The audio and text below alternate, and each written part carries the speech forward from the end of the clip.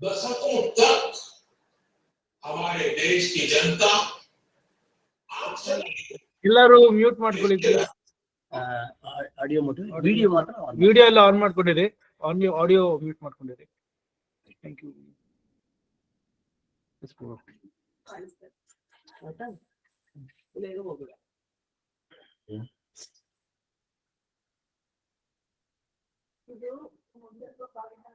ಶ್ರೀ ಗುರುಭ್ಯೋ ನಮಃ.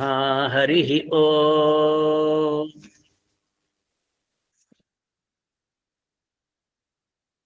ಪ್ರಣೋ ದೇವಿ ಸರಸ್ವತಿ ವಾಜೇಭಿರ್ವಾಜಿನೀವತಿ ಧೀನಾಮವಿತ್ರ್ಯವತು ಆನೋ ದಿವೋ ಬೃಹತಃ ಪರ್ವತಾದ ಸರಸ್ವತಿ ಯಜತಾಗಂತು ಯಜ್ಞಂ ವಾಗ್ದೇವ್ಯೈ ನಮಃ. ಓಂ ಸರ್ವಮಂಗಲಮಾಂಗಲ್ಯೇ ಶಿವೆ ಸರ್ವಾರ್ಥಸಾಧಿಕೆ ಶರಣ್ಯೇ ತ್ರ್ಯಂಬಕೆ ಗೌರಿ ನಾರಾಯಣೀ ನಮೋಸ್ತುತೆ.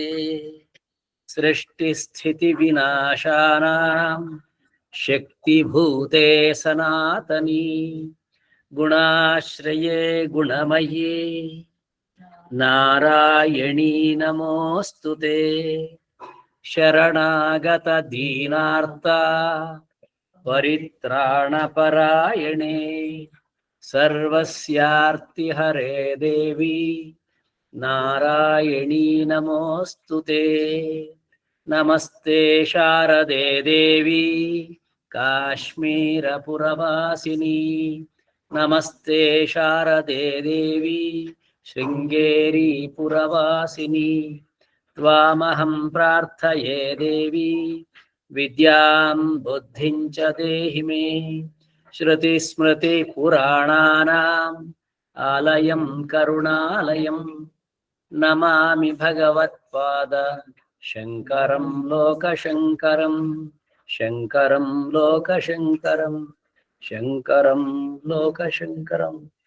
ಶ್ರೀ ಗುರುಭ್ಯೋ ನಮಃ. ಹರಿ ಓಂ.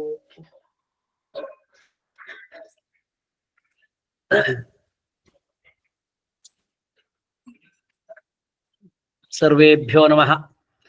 ಎಲ್ರಿಗೂ ನಮಸ್ಕಾರ. ಒಂದು 50 ಜನ ಬಂದಿದ್ದೀರಿ, ಜಾಸ್ತಿ ಆಯ್ತು, ತೊಂದರೆ ಇಲ್ಲ. ಬಂದವರೆಲ್ಲರೂ ಕೂಡ ಶ್ರದ್ಧೆಯಿಂದ ಬಂದಿದ್ದೀರಿ. ಜಾಸ್ತಿ ಆದ್ರೆ ಅಡ್ಜಸ್ಟ್ ಮಾಡ್ಕೊಳ್ತೀರಿ. ಈಗ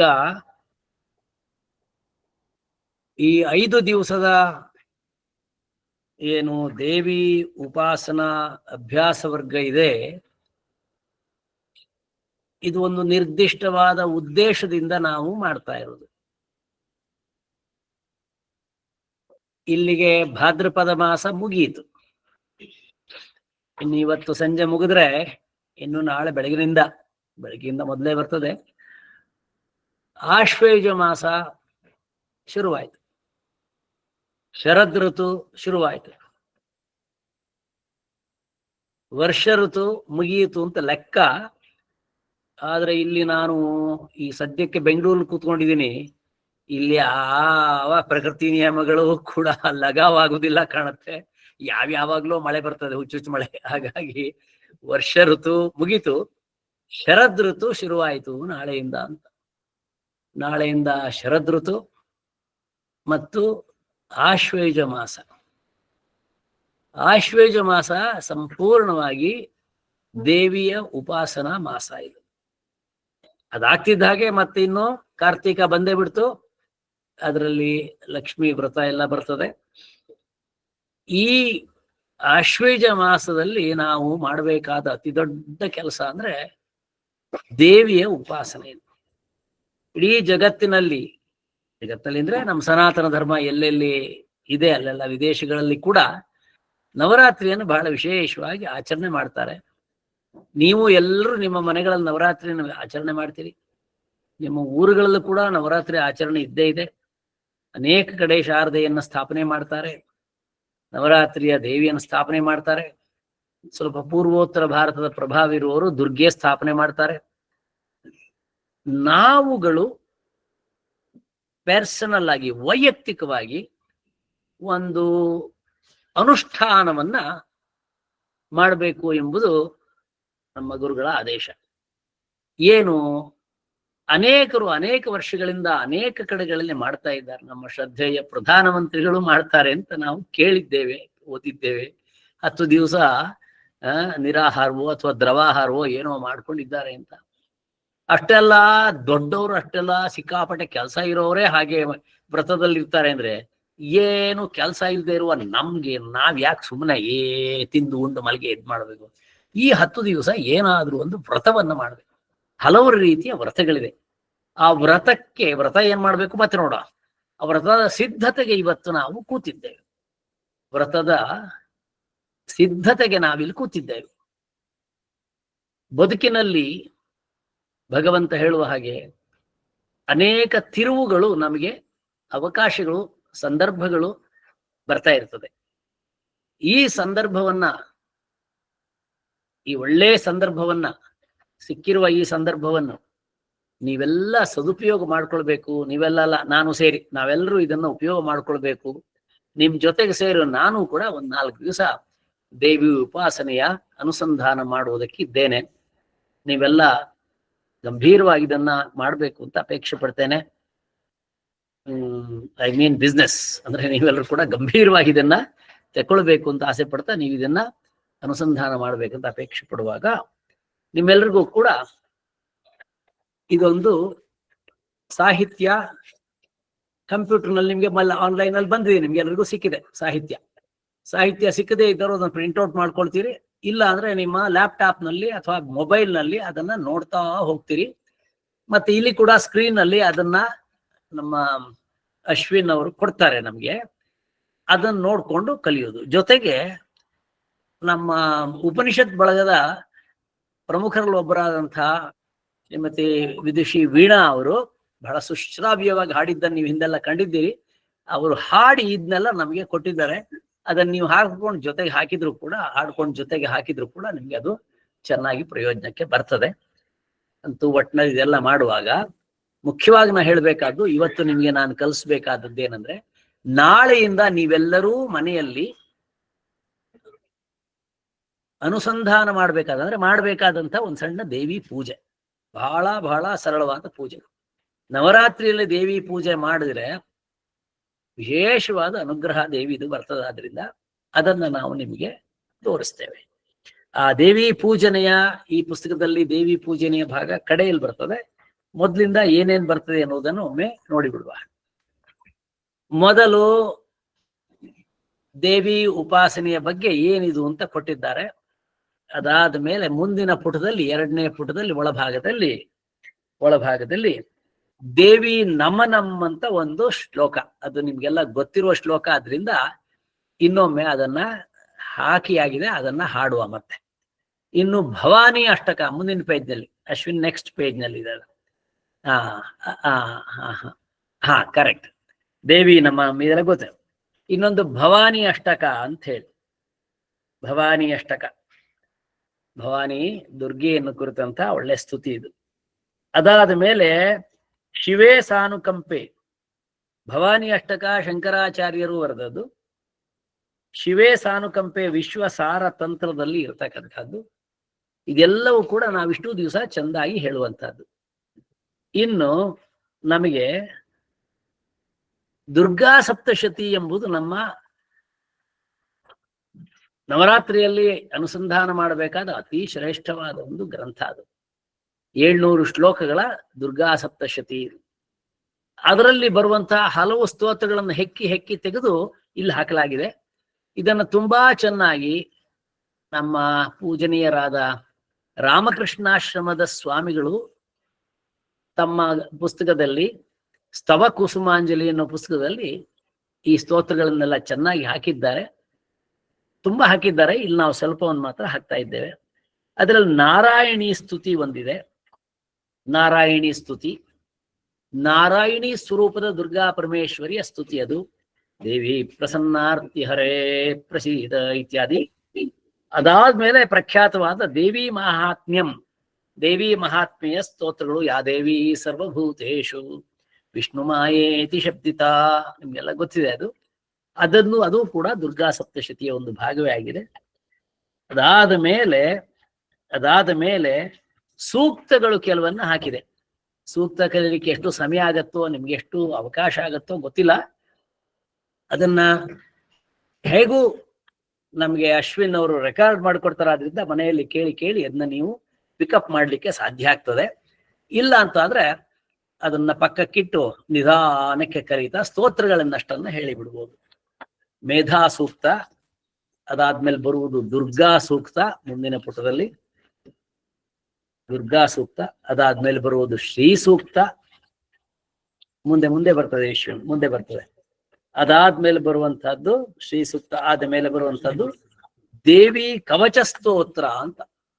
ಈ ದೇವಿ ಕವಚ ಸ್ತೋತ್ರವನ್ನು ನಾವು ಬಹಳ ಗಂಭೀರವಾಗಿ ಈ ದಿವಸಗಳಲ್ಲಿ ಕಲಿಬೇಕು, ಅಧ್ಯಯನ ಮಾಡ್ಬೇಕು. ನಾವು ಅದನ್ನು ಕೂಡ ಇದರಲ್ಲಿ ಕೊಟ್ಟಿದ್ದೇವೆ. ಅದನ್ನ ಮುಂದೆ ಕಲಿಸ್ತಾರೆ. ದೇವಿ ಕವಚ ಸ್ತೋತ್ರವನ್ನ ಮುಂದೆ ಕಲಿಸ್ತೇವೆ. ಅದಕ್ಕೆ ಅನುಕೂಲ ಆಗ್ಲಿ ಅಂತ ಬಲಗಡೆಯಲ್ಲಿ ಅದರ ಅರ್ಥವನ್ನು ಸಹಿತ ಪ್ರಿಂಟ್ ಮಾಡಿ ಕೊಟ್ಟಿದ್ದೇವೆ. ಅದರ ವಿವರವನ್ನು ನಾನು ಮತ್ತೆ ಹೇಳ್ತೇನೆ ನಿಮಗೆ. ಇಲ್ಲಿ ನೀವು ಮುಖ್ಯವಾಗಿ ಔಪಚಾರಿಕವಾಗಿ ನಾವು ನಾಳೆ ಶುರು ಮಾಡ್ತೇವೆ. ಇವತ್ತು ಮಾಡುವುದು ಅನೌಪಚಾರಿಕವಾದ ಸಿದ್ಧತಾ ಸಭೆ ಇದು. ಆಯ್ತಾ? ಬೇಕಾದ್ರೆ ಮೇಲೆ ಕೂತ್ಕೊಳ್ಳಮ್ಮ, ಮೇಲೆ ಕೂತ್ಕೋರ. ಸಿದ್ಧತಾ ಸಭೆ ಇದು. ಹಾಗಾಗಿ ದೇವಿ ಕವಚ ಸ್ತೋತ್ರವನ್ನು ಕೂಡ ಮತ್ತೆ ಹೇಳ್ಕೊಟ್ಟು ಹಾಕ್ತೇವೆ. ಅದಾದ್ಮೇಲೆ ಅಪರಾಧ ಕ್ಷಮಾಪಣ ಸ್ತೋತ್ರ ಅಂತ ಇದೆ. ಅದಾದ್ಮೇಲೆ ನಾವೆಲ್ಲರೂ ಮಹಾಪರಾಧಿಗಳು, ಬೇಕಾದಷ್ಟು ಅಪರಾಧ ಮಾಡಿ ಕೂತಿದ್ದೇವೆ. ನಮಗೆ ಗೊತ್ತಿದ್ದೋ ಗೊತ್ತಿಲ್ಲದೆಯೋ, ಜ್ಞಾತ ಅಜ್ಞಾತ ಇದೆ, ಅದೆಲ್ಲ ಮಾಡಿದ್ದೇವೆ. ದೇವಿ ಕ್ಷಮಿಸಿ ಬಿಡು ಅಂತ. ಕಲವು ದುರ್ಗಾ ವಿನಾಯಕವು ಅಂತ. ಈ ಕಲಿಯುಗದಲ್ಲಿ ದುರ್ಗಾದೇವಿಯು, ಅವಳು ಬಿಟ್ರೆ ವಿನಾಯಕ ಬಹಳ ವಿಶೇಷವಾಗಿ ಅನುಗ್ರಹ ಮಾಡ್ತಕ್ಕಂಥವ್ರು, ಸುಲಭವಾಗಿ ಭಕ್ತರಿಗೆ ಅನುಗ್ರಹ ಮಾಡುವಂಥವರಲ್ಲಿ ಮೊದಲನೆಯದು ದೇವಿ ದುರ್ಗೆ, ಪಾರ್ವತಿ, ಲತಾ ಪರಮೇಶ್ವರಿ, ಅದಾದ್ಮೇಲೆ ಗಣಪತಿ. ಹಾಗಾಗಿ ಅದನ್ನು ಕೂಡ ಇದರಲ್ಲಿ ಕೊಟ್ಟಿದ್ದಾರೆ. ಕಡೆಯದಾಗಿ ನೀವು 10 ದಿವಸ ಮಾಡಬೇಕಾದ ದೇವಿ ಪೂಜನ ವಿಧಾನವನ್ನ ನಾನು ಈಗ ನಿಮಗೆ ಆರಂಭದಲ್ಲಿ ಕಲಿಸ್ಬಿಡ್ತೇನೆ. ಅದು ಬಹಳ ಮುಖ್ಯವಾದದ್ದು. ನಾಳೆಯಿಂದ ನೀವು ಮಾಡಬೇಕಾದದ್ದು. ಅದಕ್ಕೆ ಏನ್ ಮಾಡಬೇಕು ಅನ್ನೋದನ್ನ ನೋಡೋಣ. ಭಾದ್ರಪದ ಮಾಸದ ಕಡೆಯಲ್ಲಿ ಬರುವಂತಹದ್ದು, ಕಡೆ ದಿವಸ ಬರುವಂತಹದ್ದು ಮಹಾಲಯ ಅಮಾವಾಸ್ಯೆ. ಇವತ್ತು ಮಹಾಲಯ ಅಮಾವಾಸ್ಯೆ. ಇಲ್ಲಿ ಕೂತವ್ರೆಲ್ಲರೂ ಕೂಡ ಇವತ್ತು ಮಹಾಲಯ ಅಮಾವಾಸ್ಯೆಯನ್ನ ಅನುಭವಿಸಿದ್ದೀರಿ. ಅಂದ್ರೆ ಒಂದು ಪಿತೃಗಳಿಲ್ಲ ಅಂತಾದ್ರೆ ತರ್ಪಣ ರೀತಿ, ತಿಲತರ್ಪಣದ ರೀತಿಯಿಂದ ಅವರನ್ನ ಗೌರವಿಸಿದ್ದೀರಿ. ಇಲ್ಲ ಅಂತಾದ್ರೆ ನಿಮ್ಮ ಪಿತೃಗಳು ಅಥವಾ ನಿಮ್ಮ ಹಿರಿಯರು ನಿಮ್ಮ ಮನೇಲಿ ಯಾರಾದ್ರೂ ಇದ್ರೆ ಅವರಾದ್ರೂ ಇದನ್ನ ಮಾಡಿರ್ತಾರೆ. ನಿಮ್ಮಲ್ಲಿ ಪುರುಷರು ಯಾರಾದ್ರೂ ಇದ್ರೆ ಈ ತರ್ಪಣವನ್ನು ಇವತ್ತು ಮಾಡಿರ್ತಾರೆ. ಇವತ್ತು ನಾವೆಲ್ಲರೂ ಸ್ಮರಣೆ ಮಾಡಲೇಬೇಕಾದಂತ ಪಿತೃಗಳದ್ದು ಪಿತೃತರ್ಪಣ ಇವತ್ತು ಆಗಿದೆ. ಇದು ಕೇವಲ ಯಾವುದೋ ವರ್ಗಕ್ಕೆ ಸೀಮಿತವಾದ್ದಲ್ಲ, ಬರೀ ಬ್ರಾಹ್ಮಣರು ಮಾತ್ರ ಮಾಡುವುದಲ್ಲ. ಬ್ರಾಹ್ಮಣರಿಗೆ ಬಹಳ ವಿಶೇಷವಾದ ರೆಜಿಮೆಂಟೇಶನ್ ಇದೆ. ಹೀಗೆ ಮಾಡ್ಬೇಕು ಅಂತ ನಿಯಮಾವಳಿಗಳಿದೆ. ಗಾಯತ್ರಿ ಉಪದಿಷ್ಟರಾದವ್ರಿಗೆಲ್ಲ ಇದೆಲ್ಲ ಇದೆ. ಇನ್ನು ಉಳಿದವರಿಗೆ ಯಾರಿಗೆ ಗಾಯತ್ರಿ ಉಪದೇಶವಾಗಿಲ್ಲ ಅವರಿಗೆ ಕೂಡ ಈ ದಿವಸ ಪಿತೃಗಳ ಸ್ಮರಣೆಯ ಕಾರ್ಯಕ್ರಮ ಇದೆ. ಅವರೆಲ್ಲರೂ ಕೂಡ ಎಡೆ ಇಡುವುದು ಅಂತಲೋ ಇದೇನೇನೋ ರೀತಿಯಲ್ಲಿ ಪಿತೃಗಳ ಸ್ಮರಣೆಯನ್ನು ಮಾಡ್ತಾರೆ. ಹಾಗಾಗಿ ನಾವು ಇವತ್ತು ಕಾರ್ಯಕ್ರಮ ಆರಂಭ ಮಾಡುವ ಮೊದಲು ದೇವಿಯ ಸ್ತುತಿ ಮಾಡಿದ್ದೇವೆ, ದೇವಿಯ ಅನುಗ್ರಹವನ್ನು ನಾವು ಪಡಿತಾ ಇದ್ದೇವೆ. ಅದಕ್ಕಿಂತ ಹೆಚ್ಚಾಗಿ ಅದರ ಜೊತೆಗೆ ನಾವು ಆರಂಭದಲ್ಲಿ ನಮ್ಮ ಎಲ್ಲ ಪಿತೃಗಳನ್ನು ಕೂಡ ತುಂಬಾ ತುಂಬಾ ತುಂಬಾ ಗೌರವದಿಂದ ಸ್ಮರಣೆ ಮಾಡಬೇಕಾದದ್ದು ನಮ್ಮೆಲ್ಲರ ಕರ್ತವ್ಯ. ಸ್ತ್ರೀ ಪುರುಷರಾದಯಾಗಿ ಎಲ್ಲರೂ ಕೂಡ. ಇದು ಒಂದು ಕಾಲದಲ್ಲಿ ಎಲ್ಲರಿಗೂ ಇದ್ದದ್ದು. ಕಾಲಾನುಕ್ರಮದಲ್ಲಿ ಸ್ತ್ರೀಯರನ್ನು ನಾವು ದೂರ ಇಟ್ಟೆವು. ಸ್ತ್ರೀಯರನ್ನ ನಾವು ಜೊತೆಗೆ ಸೇರಿಸ್ಕೊಳ್ತಾ ಇಲ್ಲ. ಈ ತರ್ಪಣಾದಿಗಳಲ್ಲಿ ಪುರುಷರು ಮಾಡ್ತಾ ಇರುವಾಗ ಸ್ತ್ರೀಯರು ಜೊತೆಗಿರ್ಬೇಕು. ಅವರು ಕೂಡ ಈ ಕಾರ್ಯದಲ್ಲಿ ಒಂದು ಭಾವನಾತ್ಮಕವಾಗಿ ಭಾಗಿಯಾಗುವ ಅಗತ್ಯ ಇದೆ. ಅದನ್ನು ನಾವಿಲ್ಲಿ ಇವತ್ತು ಸ್ಮರಣೆ ಮಾಡ್ಕೊಂಡು ಕಾರ್ಯಕ್ರಮ ಶುರು ಮಾಡುವ. ನೋಡಿ, ನಾವೆಲ್ಲರೂ ಕೂಡ ಬಹಳ ಎಷ್ಟು ಸೂಕ್ಷ್ಮವಾಗಿ ಯೋಚನೆ ಮಾಡ್ಬೇಕು ಅಂದ್ರೆ, ವೇದಾಂತ ದೃಷ್ಟಿಯಿಂದ ಯೋಚನೆ ಮಾಡ್ಬೇಕು, ಪರಮಾರ್ಥ ದೃಷ್ಟಿ ಯೋಚನೆ ಮಾಡ್ಬೇಕು. ಹಾಗೇ ಕೂತಾಗಿ ಯೋಚನೆ ಮಾಡೋದು, ನಾನು ಎಲ್ಲಿಂದ ಬಂದೆ, ಹೇಗ್ ಬಂದೆ? ಜನ್ಮ ಜನ್ಮಾಂತರಗಳಿಂದ ಎಲ್ಲೋ ಅಲಿತಾ ಇದ್ದಂಥ ಈ ಜೀವಾತ್ಮ, ನಾವೆಲ್ಲರೂ ಜೀವ ತೆಕ್ಕೊಂಡಿರುವ ಆತ್ಮ. ಜೀವ ತೆಕ್ಕೊಂಡ್ಬಿಟ್ಟು ಏನೇ ಜೀವ ತೆಕ್ಕೊಂಡಿದ್ದೇವೆ ಗೊತ್ತಿಲ್ಲ, ಏನೇನೋ ಜೀವ ತೆಕ್ಕೊಂಡು ಕಡೆಗೆ ಈಗಂತೂ ಈ ಜೀವ ತೆಕ್ಕೊಂಡಿದ್ದೇವೆ ನಾವು. ಈ ಜೀವ ಅಂದ್ರೆ ಪುರುಷ ಜೀವವೋ, ಸ್ತ್ರೀ ಜೀವವೋ, ಅಥವಾ ಇನ್ಯಾರೋ ಏನೇನೋ ಆಗಿ ಹುಟ್ಟಿದ್ದೇವೆ ನಾವು. ಅದಕ್ಕೆ ಮೊದಲು ಏನೇನೋ ಜೀವ ತೆಕ್ಕೊಂಡಿದ್ದೇವಲ್ಲ ನಾವು. ಆ ಜೀವದಲ್ಲಿ ಬೇರೆ ಬೇರೆ ಜೀವಿಗಳಾಗಿದ್ದ ಸಂದರ್ಭದಲ್ಲೆಲ್ಲ ಮಾಡಿದ ಪಾಪಕರ್ಮಗಳು, ಪುಣ್ಯಕರ್ಮಗಳ ಪರಿಣಾಮವಾಗಿ ಅದಕ್ಕೆ ಅನುಗುಣವಾದಂಥ ಬೇರೆ ಬೇರೆ ಜನ್ಮಗಳನ್ನು ತೆಕೊಳ್ತಾ ಬಂದು, ಆ ಪ್ರತಿಯೊಂದು ಜನ್ಮದಲ್ಲಿ ಕೂಡ ಈ ಜೀವಾತ್ಮ ಹಂಬಲಿಸಿದ್ದಾನೆ. ಅಯ್ಯೋ, ಈ ಪ್ರಾಣಿಯಾಗಿ ಕೂತ್ಕೊಂಡು ನನ್ನ ಮನಸ್ಸಲ್ಲಿರುವುದನ್ನ ಹೇಳಲಿಕ್ಕೆ ಆಗದೆ ಒದ್ದಾಡ್ತಾ ಇದ್ದೇನೆ. ಈ ನಾಯಿಯಾಗಿದ್ಕೊಂಡು ಯಾರ್ಯಾರಿಗೋ ಸೇವೆ ಮಾಡ್ತಾ ಬಿದ್ಕೊಂಡಿದ್ದೇನೆ. ಈ ಕ್ರಿಮಿಯಾಗಿದ್ಕೊಂಡು ಹಿಂಸೆ ಪಡ್ತಾ ಇದ್ದೇನೆ. ಈ ಎಲ್ಲ ಪ್ರಾಣಿಯಾಗಿದ್ದಾಗ ನಾವು ತುಂಬಾ ನೋವು ಅನುಭವಿಸಿ ಪರಮಾತ್ಮ ನಂಗೆ ಉನ್ನತ ಜನ್ಮ ಕೊಡು ಅಂತ ಪ್ರಾರ್ಥನೆ ಮಾಡಿ ಯಾವುದೋ ಸಮಯದಲ್ಲಿ ನಾವು ಮಾಡಿದ ಅನೇಕ ಪುಣ್ಯ ಕರ್ಮಗಳೆಲ್ಲ ಒಟ್ಟು ಸೇರಿ ನಮಗೆ ಮನುಷ್ಯ ಜನ್ಮ ಸಿಕ್ಕಿಬಿಡ್ತೀವಿ. ನಮ್ಮ ಜೀವ ಯಾವುದೋ ಒಂದು ಆಹಾರದ ರೂಪದಲ್ಲಿ ನಮ್ಮ ತಂದೆಯ ತಂದೆಯಲ್ಲಿ ಹೋಗಿ ತಾಯಿಯಲ್ಲಿ ಸೇರಿ ನಾವೆಲ್ಲರೂ ಇವತ್ತು ಸ್ಮರಣೆ ಮಾಡಬೇಕಾದಂಥ ಆ ತಾಯಿಯಿಂದ ಹೊರಗೆ ಬಂದಿದ್ದೇವೆ. ಅದರಿಂದ ಇಲ್ಲಿ ಕೂತವ್ರು ಎಲ್ಲರೂ ಕೂಡ ಸ್ಮರಣೆ ಮಾಡಬೇಕಾದದ್ದು ನಮ್ಮ ತಂದೆಯನ್ನು, ನಮ್ಮ ತಾಯಿಯನ್ನು. ತಂದೆ ತಾಯಿ ತೀರಿ ಹೋಗಿದ್ರೆ ಅವರಿಬ್ರು ವಸು ರೂಪದಲ್ಲಿ, ವಸು ದೇವತೆಗಳು, ಪಿತೃ ದೇವತೆಗಳು, ಆ ರೂಪದಲ್ಲಿ ಇವತ್ತು ನಮ್ಮ ಸುತ್ತಲೂ ಇದ್ದಾರೆ, ಹತ್ತಿರದಲ್ಲೇ ಇದ್ದಾರೆ. ಅವರು ನಮ್ಮನ್ನ ನೋಡ್ತಾ ಇದ್ದಾರೆ. ನಮ್ಮನ್ನ ನೋಡ್ತಾ ಇದ್ದು ಅವರಿಂದ ಜನ್ಮ ಪಡೆದ ನಮ್ಮನ್ನು ಅನುಗ್ರಹ ಮಾಡ್ತಾ ಇದ್ದಾರೆ, ಅಥವಾ ನಾವು ದಾರಿ ತಪ್ಪಿದ್ರೆ ನಮ್ಮನ್ನು ನೋಡಿ ದುಃಖ ಪಡ್ತಾ ಇದ್ದಾರೆ. ಈ ಮೊದಲಿನ ಪಿತೃಗಳು ತಂದೆ ತಾಯಿ ಇಬ್ರು. ತಂದೆಯ ಜೊತೆಗೆ ರುದ್ರ ರೂಪದಲ್ಲಿರ್ತಕ್ಕಂಥ ನನ್ನ ಅಜ್ಜ, ಆದಿತ್ಯ ರೂಪದಲ್ಲಿರ್ತಕ್ಕಂಥ ನನ್ನ ಪಿಜ್ಜ ಅಂದ್ರೆ ಮುತ್ತಜ್ಜ, ವಸು ರೂಪದಲ್ಲಿರ್ತಕ್ಕಂಥ ನನ್ನ ತಾಯಿ, ಅವಳು ತೀರಿ ಹೋಗಿದ್ರೆ ಅವಳ ಅತ್ತೆ ಅಂದ್ರೆ ನಮ್ಮ ಅಪ್ಪನ ಅಮ್ಮ ಪಿತಾಮಹಿ, ಅವಳು ರುದ್ರರೂಪ. ಮತ್ತು ನನ್ನ ಅಜ್ಜಿ, ನನ್ನ ತಂದೆಯ ಅಜ್ಜಿ, ನನ್ನ ಅಜ್ಜನ ಹೆಂಡತಿ. ಈ ತರ ತಾಯಿ ಕಡೆಯ 3 ಜನ, ತಂದೆ ಕಡೆ 3 ಜನರನ್ನ ನಾವು ಹತ್ತಿರ ಇಟ್ಕೊಂಡು ಅವ್ರನ್ನ ಸ್ಮರಣೆ ಮಾಡುವಂಥದ್ದು ಶ್ರಾದ್ದಗಳಲ್ಲಿ ಅವರಿಗೆ ತರ್ಪಣಗಳನ್ನು ಕೊಡ್ತೇವೆ, ಪಿಂಡದಾನ ಮಾಡ್ತೇವೆ. ಇವತ್ತು ನಾವು ಇಲ್ಲಿ ಇರುವವರು ಪ್ರತಿಯೊಬ್ರು ಕೂಡ ನಮ್ಮ ತಂದೆಯ ಕಡೆಯ ಈ 3+3 ತಾಯಿಯ ಕಡೆಯ ಹಿರಿಯರನ್ನು ಸ್ಮರಣೆ ಮಾಡ್ಕೊಳ್ಬೇಕು. ಜೊತೆಗೆ ಇನ್ನು ನಾವೇ ಕಂಡಂತಹ ಆದ್ರೆ ನಮ್ಮ ಎದುರಿಗೆ ಇಲ್ಲದೆ ಇರತಕ್ಕಂಥ ಇನ್ನೂ ಅನೇಕರಿದ್ದಾರೆ. ಆ ಎಲ್ಲರನ್ನ ಸ್ಮರಣೆ ಮಾಡಿಕೊಂಡು ಅವರಿಂದ ನಾವಿವತ್ತು ಹೀಗಾಗಿದ್ದೇವೆ. If I am something today, I am shaped because of all those people and their blessings. ಇದನ್ನ ಇವತ್ತು ಸ್ಮರಣೆ ಮಾಡುವಂತಹ ಅದ್ಭುತವಾದ ದಿವಸ. ಫಾದರ್ಸ್ ಡೇ, ಮದರ್ಸ್ ಡೇ ಇತ್ಯಾದಿ ಎಲ್ಲ ಯಾವ ದೇಶಗಳೆಲ್ಲ ಮಾಡೋದು ಕೇಳಿದ್ದೀವಿ ನಾವು. ನಮ್ಮ ಈ ಸನಾತನ ಸಂಸ್ಕೃತಿ ಇರತಕ್ಕಂಥ ಪಿತೃ ಸ್ಮರಣೆಯ, ಪಿತೃ ತರ್ಪಣದ ಈ ದಿವಸವನ್ನ ಕುರಿತು ಅನೇಕ ವಿದೇಶಿಯರು, ಅಬ್ಬಾ ನಿಮ್ಮ ಋಷಿಗಳು ಎಂಥ ಅದ್ಭುತವಾದ ಸಿಸ್ಟಮ್ ಅನ್ನ ಡಿಸೈನ್ ಮಾಡಿಕೊಟ್ಟಿದ್ದಾರೆ ಅಂತ ಇವತ್ತಿಗೂ ಕೂಡ ಮೆಚ್ಚುತ್ತಾರೆ.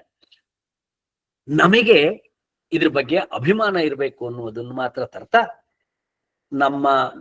ನಮ್ಮ ಕೃತಜ್ಞತೆಗೆ, ನಮ್ಮ ಗೌರವಕ್ಕೆ ಪಾತ್ರರಾದವರು ಇವತ್ತು ಯಾರ್ಯಾರು ಎಂಬುದನ್ನ ನಾನು ಒಂದು ಕಡೆಯಿಂದ ಹೇಳ್ತೇನೆ.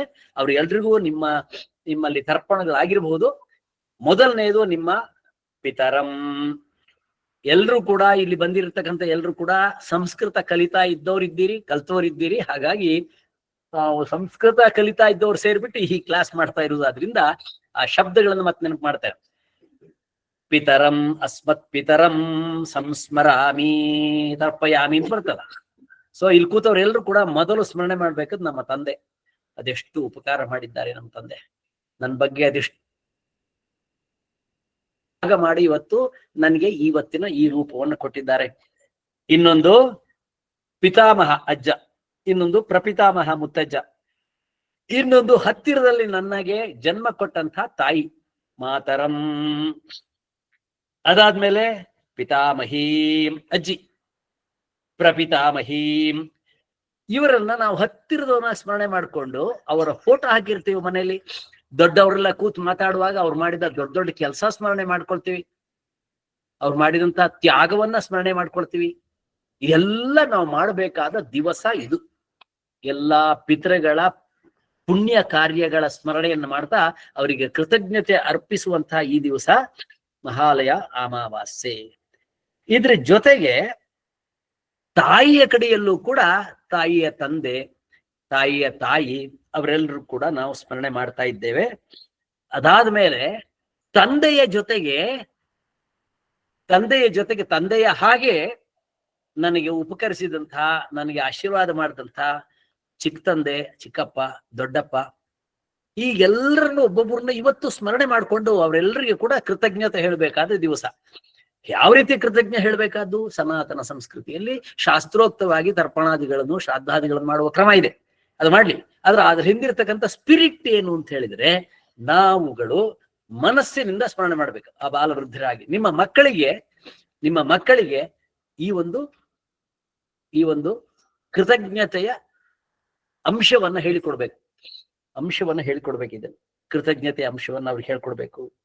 ಯಾಕೆಂದ್ರೆ ನಮ್ ಚಿಕ್ಕಪ್ಪ ಇರ್ಬೋದು, ನಮ್ ದೊಡ್ಡಪ್ಪ ಇರ್ಬಹುದು, ಚಿಕ್ಕಮ್ಮ ಇರ್ಬೋದು, ದೊಡ್ಡಮ್ಮ ಇರ್ಬಹುದು, ಆ ತಂದೆಯ ಮನೆಯಲ್ಲಿ ತಂದೆಯ ತರಹ ನಮ್ಮನ್ನ ನೋಡ್ಕೊಂಡಂಥವ್ರೆಲ್ಲರೂ ಕೂಡ ಸ್ಮರಣೆ ಮಾಡ್ತೇವೆ. ಇನ್ನೊಂದು ಬಹಳ ಹತ್ತಿರದಲ್ಲಿ ನಮ್ಗೆ ಉಪಕಾರ ಮಾಡುವ ಅಂದ್ರೆ ಮಾತುಲ, ಸೋದರ ಮಾವ ಅಂತ ಹೇಳ್ತೀವಿ.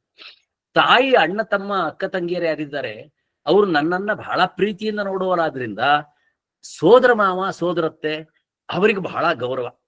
ನಮ್ಮ ಕುಟುಂಬದ ಅನೇಕ ಕರ್ಮಗಳಲ್ಲಿ ಅವರಿಗೆ ಸ್ಪೆಷಲ್ ಸ್ಥಾನ. ಸೋದರತ್ತೆ, ಸೋದರ ಮಾವನಿಗೆ ಅವರನ್ನು ಸ್ಮರಣೆ ಮಾಡ್ಬೇಕು. ಸೋದರತ್ತೆ, ಸೋದರ ಮಾವನ ಸ್ಮರಣೆ ಮಾಡ್ಬೇಕು. ಈಗ ನಾ ಹೇಳ್ತಾ ಇರ್ತಕ್ಕಂಥ ಪ್ರತಿಯೊಬ್ಬ ವ್ಯಕ್ತಿಯು ಕೂಡ ಒಬ್ಬೊಬ್ಬರ ದೃಷ್ಟಿಯಿಂದ ಒಂದೊಂದು ಎಂಫೆಸಿಸ್ ಇರ್ತಕ್ಕಂಥವ್ರಾಗ್ತಾರೆ. ಬೇರೆ ಬೇರೆ ರೀತಿ ಎಂಫೆಸಿಸ್ ಇರೋರಾಗ್ತಾರೆ. ಕೆಲವರಲ್ಲಿ ಕೆಲವು ಹೆಚ್ಚು ಮಹತ್ವ, ಕೆಲವರು ಕಡಿಮೆ ಮಹತ್ವ ಇದ್ಯಾ ಇರ್ಬೋದು. ಇನ್ನು ಎರಡನೇದು, ನಿಮ್ಮ ಅಕ್ಕ ತಂಗಿ, ಅಣ್ಣ ತಮ್ಮ ಇತ್ಯಾದಿಗಳ ಕುಟುಂಬದವರು ಯಾರಾದ್ರೂ ಯಾವ್ದಾದ್ರೂ ದೌರ್ಭಾಗ್ಯದಿಂದ ತೀರಿ ಹೋಗ್ಬಿಟ್ಟಿದ್ರೆ ಅವರನ್ನು ಕೂಡ ಸ್ಮರಣೆ ಮಾಡ್ಬೇಕು. ಅಕ್ಕ ತಂಗಿ, ಅಣ್ಣ ತಮ್ಮ ಅಂದ್ರೆ ಕುಟುಂಬದಲ್ಲಿ ಇದ್ದವರು, ಅವ್ರ ತಂಗಿ ಗಂಡ, ಅಕ್ಕನ ಗಂಡ ಇತ್ಯಾದಿ ಎಲ್ಲ ಇದ್ರೆ. ಇನ್ನು ತಂದೆಯ ಜೊತೆಗೆ ತಂದೆಯ ಹಾಗೆ ಉಪಕಾರ ಮಾಡಿರ್ತಕ್ಕಂಥ ಅಣ್ಣ ತಮ್ಮಂದ್ರೆ ಮಾತ್ರ ಅಲ್ಲ, ತಂದೆಯ ಅಕ್ಕ ತಂಗಿಯರನ್ನು ಸ್ಮರಣೆ ಮಾಡ್ಕೊಳ್ಬೇಕು. ಸೋದರತ್ತೆ ಪಿತೃಭಗಿನಿ, ಸಂಸ್ಕೃತದಲ್ಲಿಗೆ ಪಿತೃಭಗಿನಿ ಅಂತ ಹೇಳ್ತಾರೆ. ಈ ಶಬ್ದಗಳೆಲ್ಲ, ಈ ಸಂಬಂಧದ ಶಬ್ದಗಳೆಲ್ಲ ನೆನಪಿರ್ಬೇಕು. ಪಿತೃಭಗಿನಿ, ಪಿತೃ ಅಂದ್ರೆ ತಂದೆಯ, ಭಗಿನಿಯ ಅಕ್ಕ ತಮ್ಮ, ಅವರು ಅವ್ರ ಮಕ್ಕಳು ಅವರೆಲ್ಲ ಸ್ಮರಣೆ ಮಾಡಿಕೊಳ್ಳುವ ದಿವಸ ಇವತ್ತಿನ ದಿವಸ ಪಿತೃಭಗಿನಿ. ಅದೇ ರೀತಿಯಲ್ಲಿ ಮಾತೃಭಗಿನಿ, ಚಿಕ್ಕ ತಾಯಿ, ದೊಡ್ಡ ತಾಯಿ. ಚಿಕ್ಕಮ್ಮಂದ್ರು ತುಂಬಾ ಜನ ಇದ್ದಾರೆ, ದೊಡ್ಡಮ್ಮಂದ್ರು ತುಂಬಾ ಜನ ಇರ್ತಾರೆ, ಅವರು ಅವ್ರ ಮಕ್ಕಳು ಎಲ್ಲ. ಇದೆಲ್ಲವೂ ಸೇರಿ ಒಂದು ಕಂಗ್ಲಾಮರೇಟೆಡ್, ಒಟ್ಟು ಕೂಡಿರ್ತಕ್ಕಂಥ ಒಂದು ಜಾಯಿಂಟ್ ಫ್ಯಾಮಿಲಿಯಾಗಿ ನಾವು, ಮನೆಗಳು ಬೇರೆ ಬೇರೆ ದೂರ ಇರಬಹುದು, ಬೇರೆ ಬೇರೆ ಊರಲ್ಲಿದ್ರು ಕೂಡ ಈ ರಕ್ತ ಸಂಬಂಧದ ಅತಿ ಹತ್ತಿರದ ನ್ಯೂಕ್ಲಿಯಸ್ ಇದನ್ನ ಇವತ್ತು ಸ್ಮರಣೆ ಮಾಡಿಕೊಂಡು ಅವರೆಲ್ಲರನ್ನು ಕೂಡ ನಮ್ಮವರು, ಅಸ್ಮದೀಯಾಹ, ನಮ್ಮವರು ಅಂತ ತಕೊಳ್ಳುವಂತ ಪುಣ್ಯದ ದಿವಸ ಇದು. ಅದೇ ರೀತಿಯಲ್ಲಿ ನಾವು ಮದುವೆ ಆದವರು ತಮ್ಮ ಗಂಡನ ಮನೆಯವರನ್ನೆಲ್ಲ ತುಂಬಾ ಪುಣ್ಯದಿಂದ ಸ್ಮರಣೆ ಮಾಡ್ಬೇಕು. ಮದುವೆ ಆದವರು ಅತ್ತೆ ಬದುಕಿದ್ರೆ ಶಾಪ ಹಾಕುವುದು, ತೀರ್ ಹೋದ್ರೆ ಸದ್ಯ ಹೋದ್ಲು ಅಂತ ಹೇಳುವುದು ಮಾಡಬಾರ್ದು. ಅವರಲ್ಲಿ ಒಳ್ಳೆತನವನ್ನ ನೋಡಿ ಅವರು ನನ್ಗೇನಾದ್ರೂ ಬೈದಿದ್ರೆ ಅದು ನನ್ನ ಕರ್ಮದಿಂದ ನಾನು ಅವರ ಬೈಗಳನ್ನು ಅನುಭವಿಸೋದು ಮಾತ್ರ ಅಲ್ಲ, ನಾನು ತಿದ್ಕೊಡ್ಬೇಕು ಅದಕ್ಕೋಸ್ಕರ ಅಂತ. ಸೊ ಮದುವೆ ಆದ ಹೆಣ್ಮಕ್ಳು ತಮ್ಮ ಅತ್ತೆಯ ಕುಟುಂಬವನ್ನು, ಗಂಡನ ಕುಟುಂಬವನ್ನು ಇವತ್ತು ತುಂಬಾ ಗೌರವದಿಂದ ಸ್ಮರಣೆ ಮಾಡ್ಬೇಕು. ಈ ಕಾರ್ಯಕ್ರಮ ಇರ್ತಕ್ಕಂಥ ಈ ಕಾರ್ಯಕ್ರಮ, ಈ ನನ್ನ ಕಾರ್ಯಕ್ರಮದಲ್ಲಿ 80 ಜನ ಇದ್ದೀರಿ. ಈಗ ನೀವು 80 ಜನ ಹೇಗೂ ಕಾಣ್ತಾ ಇದ್ದೀರಿ. ನಿಮಗೆ ಹೆಣ್ಣು ಮಕ್ಕಳು ಯಾವಾಗ ಸಾರ್ಥಕತೆಯನ್ನು ಅನುಭವಿಸ್ತಾರೆ ಅಂದ್ರೆ, ತಮ್ಮ ಗಂಡನ ಮನೆಯನ್ನು ತನ್ನದೇ ಮನೆ ಅಂತ ಎತ್ತುಕೊಂಡಾಗ, ತನ್ನ ಗಂಡನ ಮನೆ ಇರ್ತಕ್ಕಂಥ ಅದರಲ್ಲೂ ಅತ್ತೆ ಇತ್ಯಾದಿಗಳು ಅವ್ರು ಏನೇ ಮಾಡ್ಲಿ, ಅವ್ರು ನನ್ನ ಮೇಲೆ ಎಷ್ಟೇ ಕೋಪ ಮಾಡ್ಲಿ, ನಾನು ಪಾಪ ಅದ್ ಯಾಕೆ ಹಾಗೆ ಮಾಡ್ತಾರೆ, ಅವ್ರಿಗೆ ಗೊತ್ತಿಲ್ಲ ಏನೋ ಮಾಡ್ತಾ ಇದ್ದಾರೆ ಇಲ್ಲಿ, ಆದ್ರೆ ಅವ್ರ ಅತ್ತೆ ಅಲ್ವಾ, ಎಷ್ಟೇ ಅದನ್ನ ಅತ್ತೆ ಅಲ್ವಾ ಅಂತ ಹೇಳಿ ಅತ್ಯಂತ ಪ್ರೀತಿಯಿಂದ ಅವ್ರನ್ನ ನೋಡ್ಲಿಕ್ಕೆ ಶುರು ಮಾಡಿದ್ರೆ ಒಂದು ಜನ್ಮ ಸಾರ್ಥಕತೆ ನಿಮಗೆ ಕಾಣ್ಲಿಕ್ಕೆ ಶುರುವಾಗ್ತದೆ. ಒಂದು ಹೆಣ್ಮಕ್ಳಿಗೆ ಗಂಡನ ಮನೆಯದು ಏನೇ ಆದ್ರೂ ಕೂಡ ಗಂಡನ ಮನೆಯದು ಹೆಚ್ಚು ಪ್ರಿಫರೆನ್ಸ್. ಅತ್ತೆ ಮನೆಗೆ, ತನ್ನ ತಾಯಿ ಮನೆಗೆ ಒಳ್ಳೇದಾಗ್ಲಿ ಅಂತ ಹೇಳ್ಬೇಕು ಹೊರತು ಗಂಡನ ಮನೆಗೆ ಸಂಪೂರ್ಣವಾಗಿ ತನ್ನನ್ನ ಸಮರ್ಪಿಸಿಕೊಳ್ಬೇಕು ಅನ್ನೋದು ಒಂದು. ಎರಡನೇದು, ಮದುವೆ ಆದ ಗಂಡಸರು ತಮ್ಮ ಹೆಂಡತಿ ಮನೆಯವರನ್ನು ಕೂಡ ಅತ್ಯಂತ ಗೌರವದಿಂದ, ಅಲ್ಲಿ ಸಂಸ್ಕೃತದಲ್ಲಿ ಶ್ವಶೂರ ಅಂತ ಹೇಳಿದ್ರೆ ಹೆಂಡತಿಯ ಅಪ್ಪ, ಶ್ವಶ್ರೂಹು ಅಂದ್ರೆ ಹೆಂಡತಿಯ ಅಮ್ಮ, ಅತ್ತೆ ಮಾವ, ಅವರನ್ನ ವಿಶೇಷವಾಗಿ ಈ ದಿವಸ ಸ್ಮರಣೆ ಮಾಡ್ಕೊಳ್ತೇವೆ. ಅವರಿಗೆ ಅವರ ಮಕ್ಕಳು ತರ್ಪಣ ಕೊಡೋದು ಹೀಗಿರ್ಲಿ, ನಾವು ಕೊಡ್ತೇವೆ.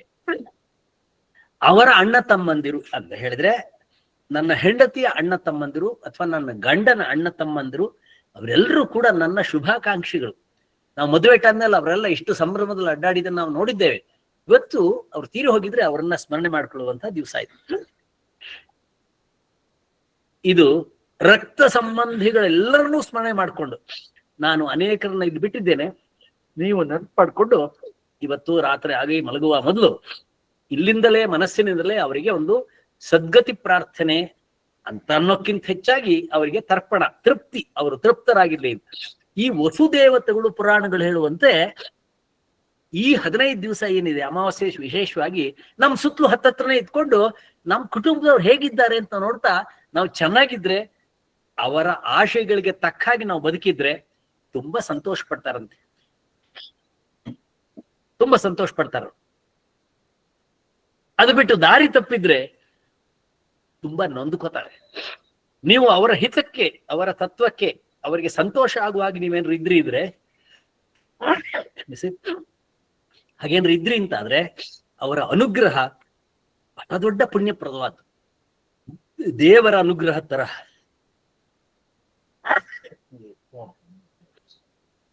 ಗೊತ್ತಿಲ್ಲ ಎಲ್ಲಿಂದ ಬಂತು ಶೀತ.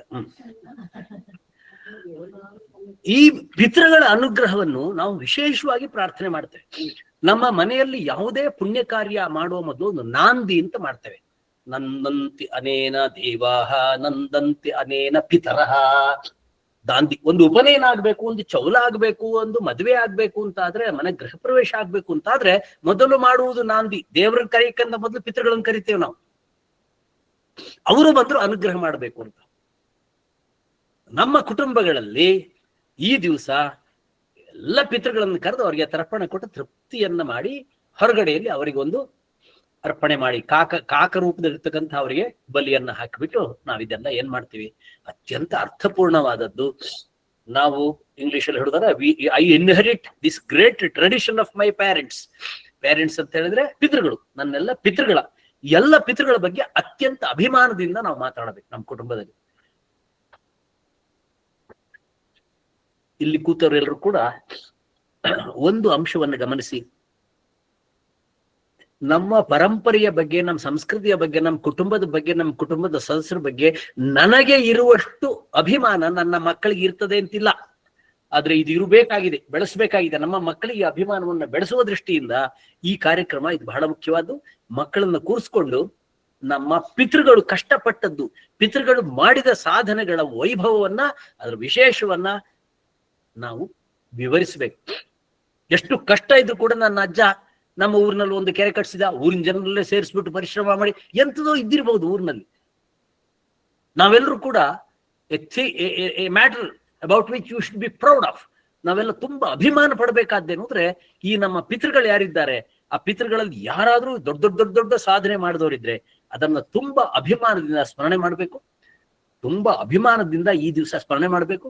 ನಮ್ಮ ಮಕ್ಕಳಿಗೆ ಅವರ ಸಾಧನೆಯನ್ನ ಕುರಿತು ಹೇಳಿ ಅಭಿಮಾನ ಪಡುವಂತೆ ಮಾಡಿ ಈ ಪಿತೃಗಳಿಗೆ ಒಂದು ಕೃತಜ್ಞತೆಯನ್ನು ಅರ್ಪಿಸುವಂತಹ ಕೆಲಸವನ್ನ ನಾವು ಮಾಡ್ಬೇಕು.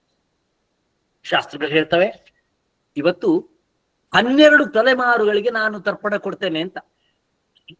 ನಾನು ಕೊಡುವ ತರ್ಪಣದಿಂದ ನಮ್ಮ 12 ತಲೆಮಾರುಗಳಿಗೆ ತೃಪ್ತಿ ಆಗ್ತದೆ ಅಂತ. ಒಂದು ಕಾಲದಲ್ಲಿ ನಮ್ಮ 12 ತಲೆಮಾರುಗಳ ವಂಶವೃಕ್ಷದ ಪಟ್ಟಿ ಇರ್ತಿತ್ತು. ನಿಮ್ಮಲ್ಲೆಲ್ಲ ಇದೆಯಾ? ನಂಗೆ ಗೊತ್ತಿಲ್ಲ. ನಾನು ಕಷ್ಟಪಟ್ಟು ನಮ್ಮ ಕುಟುಂಬದಲ್ಲಿ 9 ತಲೆಮಾರನ್ನ ಹುಡುಕಿದೆ ನಾನು. ಅದಕ್ಕಿಂತ ಹಿಂದಿನವರು ಈ ದುಷ್ಟನಾಗಿದ್ದಂತ ಟಿಪ್ಪು ಸುಲ್ತಾನ ಮತ್ತು ಹೈದರಾಲಿ, ಅವನ ಅಪ್ಪ ತಾನೆ ಹೈದರಾಲಿ, ಅವರ ಆಕ್ರಮಣವಾಗುವ ಮುನ್ನ ಕೆಳದಿಯ ಸಂಸ್ಥಾನದಲ್ಲಿ ಆಡಳಿತ ವರ್ಗದಲ್ಲಿದ್ದಂತಹ ನನ್ನ ಪಿತೃಗಳು, ಪೂರ್ವಿಕರು, ಶಿವಪ್ಪ ನಾಯಕನ ಆಸ್ಥಾನದಲ್ಲಿ ಇದೆಲ್ಲ ನೋಡ್ಕೊಳ್ತಾ ಇದ್ದಂತ ನಮ್ಮ ಪಿತೃಗಳಿಗೆ ಅಲ್ಲಿದ್ದ ರಾಜರು, ನೀವು ಬ್ರಾಹ್ಮಣರು, ನೀವೆಲ್ಲ ಆಡಳಿತದಲ್ಲಿ ಇರುವವರು, ನೀವು ಯೋಧರಲ್ಲ, ನೀವು ಹೋರಾಟ ಮಾಡುವವರಲ್ಲ, ಆದ್ರಿಂದ ನಿಮಗೆ ಆ ಹೈದರಾಲಿ ಆಕ್ರಮಣ ಆಗ್ಬಿಟ್ರೆ ತೊಂದರೆ ಆಗತ್ತೆ ಅಂತ ಹೇಳಿ ಒಂಟೆಗಳ ಇದ್ರ ಮೇಲೆ ಕುದುರೆ ತುಂಬಾ ಇದೆಲ್ಲ ಕೊಟ್ಟು ನಮ್ಮ ಕುಲ್ಲೂರನ್ನು ಎಲ್ಲೆಲ್ಲೋ ಕಳಿಸಿದ ಅಂತ ಹೇಳಿ 9 ತಲೆಮಾರು ಹಿಂದೆ. ಅಷ್ಟು ಇತಿಹಾಸ ನನಗೆ ಸಿಕ್ಕಿದೆ. ಕೆಳದಿಯ ಮ್ಯೂಸಿಯಂನಲ್ಲಿ ಇತ್ಯಾದಿಗಳನ್ನು ನೋಡಿ ನಾನು ಯಾಕೆ ಹೇಳ್ತೇನೆ ಅಂದ್ರೆ, ಇಲ್ಲಿ ಕೂತೋ ಪ್ರತಿಯೊಬ್ರು ಕೂಡ as far back as possible ಎಷ್ಟುವರೆಗೆ 12 ತಲೆಮಾರಿನವರೆಗೆ ಹಿಂದೆ ಹಿಡಿಬೇಕು ಅಂತ. ಈ ನನ್ನ ಇವತ್ತಿನ ಕಾರ್ಯಕ್ರಮದಲ್ಲಿ ನನ್ನ ಅತ್ಯಂತ ಪ್ರೀತಿಯ ಅಭಿಮಾನಿಗಳಾದ ನಮ್ಮೂರು ಅಂದ್ರೆ ಮಂಗಳೂರು, ನಮ್ಮ ಮಂಗಳೂರಿನ ಬಂಧುಗಳೆಲ್ಲ ಕೂತಿದ್ದೀರಿ. ಮಂಗಳೂರಿನಲ್ಲಿ ವಿಶೇಷವಾಗಿ ಸಾರಸ್ವತ್ ಇದ್ದಾರೆ, ಗೌಡ್ ಸಾರಸ್ವತ್ ಬ್ರಾಹ್ಮಣರಿದ್ದಾರೆ. ಇಲ್ಲಿ ನನಗೆ ಕಾಣ್ತಾ ಇದ್ದಾರೆ 4-5 ಜನ ನನ್ನ ಬಹಳ ಆತ್ಮೀಯ ಶಿಷ್ಯರು ಕಾಣ್ತಾ ಇದ್ದಾರೆ. ಅವರಲ್ಲಿ ಒಂದು ಪದ್ಧತಿ ಇದೆ, ಎಲ್ಲ ಇಡೀ ಕುಟುಂಬ 2 ವರ್ಷ 3 ವರ್ಷಕ್ಕೊಂದ್ಸಲ ಒಂದ್ ಕಡೆ ಸೇರಿ ಮಾಡ್ತಾರೆ. ಈ ಒಂದು ಪರಂಪರಾಗತವಾಗಿ ಒಟ್ಟು ಸೇರುವ ಒಂದು ಕಾರ್ಯಕ್ರಮ ಇದೆಯಲ್ಲ, ಅದು ಅದ್ಭುತವಾದ. ಅದನ್ನು ಬಹಳ ಅಭಿಮಾನದಿಂದ ಆ ಮಕ್ಕಳೆಲ್ಲರೂ ಕೂಡ they enjoy it. My great grandfather was a great man, ಗೊತ್ತಾ ನಿಮ್ಗೆ? I come from a humble family. ಹಾಗೆ ಅದು ಅಭಿಮಾನದಿಂದ ಅವ್ರು ಹೇಳ್ತಾರೆ. ಹಾಗೆ ಇಲ್ಲಿರುವ ನಾವೆಲ್ಲರೂ ಕೂಡ ನಮ್ಮ ಕುಟುಂಬವನ್ನ ನೆನಪು ಮಾಡ್ಕೊಂಡು ಅಭಿಮಾನ ಪಡುವಂತ ಒಂದು ದಿವಸ ಇದು. ನಾನು ಇಷ್ಟೆಲ್ಲ ಯಾಕೆ ಹೇಳ್ತಾ ಇದ್ದೇನೆ ಅಂದ್ರೆ, 2 ಕಾರಣ. ಒಂದು, ಮತ್ತೆ ಬಂದು ಸೇರೋವ್ರ ಬಗ್ಗೆ ಬರ್ಲಿ, ಅವರು ಬರುವ ತನಕ ಸ್ವಲ್ಪ ಪಟ್ಟಂಗ ಹೊಡಿತಾ ಇರುವಂತ. 2ನೇದು, ನನ್ನ ಮನಸ್ಸಿಗೆ ಈ ದಿವಸ ತರ್ಪಣ ಎಲ್ಲ ಕೊಟ್ಟ ಮೇಲೆ ನನ್ನ ಮನಸ್ಸಿಗೆ ಬಂದದ್ದು, ನಿಮ್ಮೆಲ್ಲರ ಮನಸ್ಸಿಗೆ ಬಂದದ್ದು, ಇವತ್ತು ಬಹಳ ಸ್ಪೆಷಲ್ ದಿವಸ, ವಿಶೇಷ ದಿವಸ.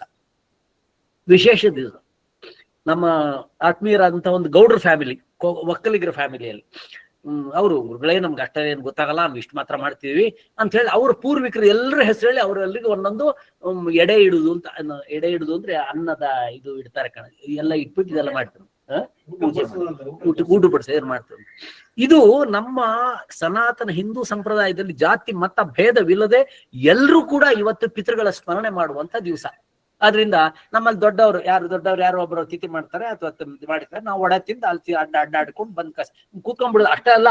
ಇದು ಬಹಳ ಶ್ರೇಷ್ಠವಾದಂತ ಒಂದು ದಿವಸ, ಶ್ರೇಷ್ಠವಾದ.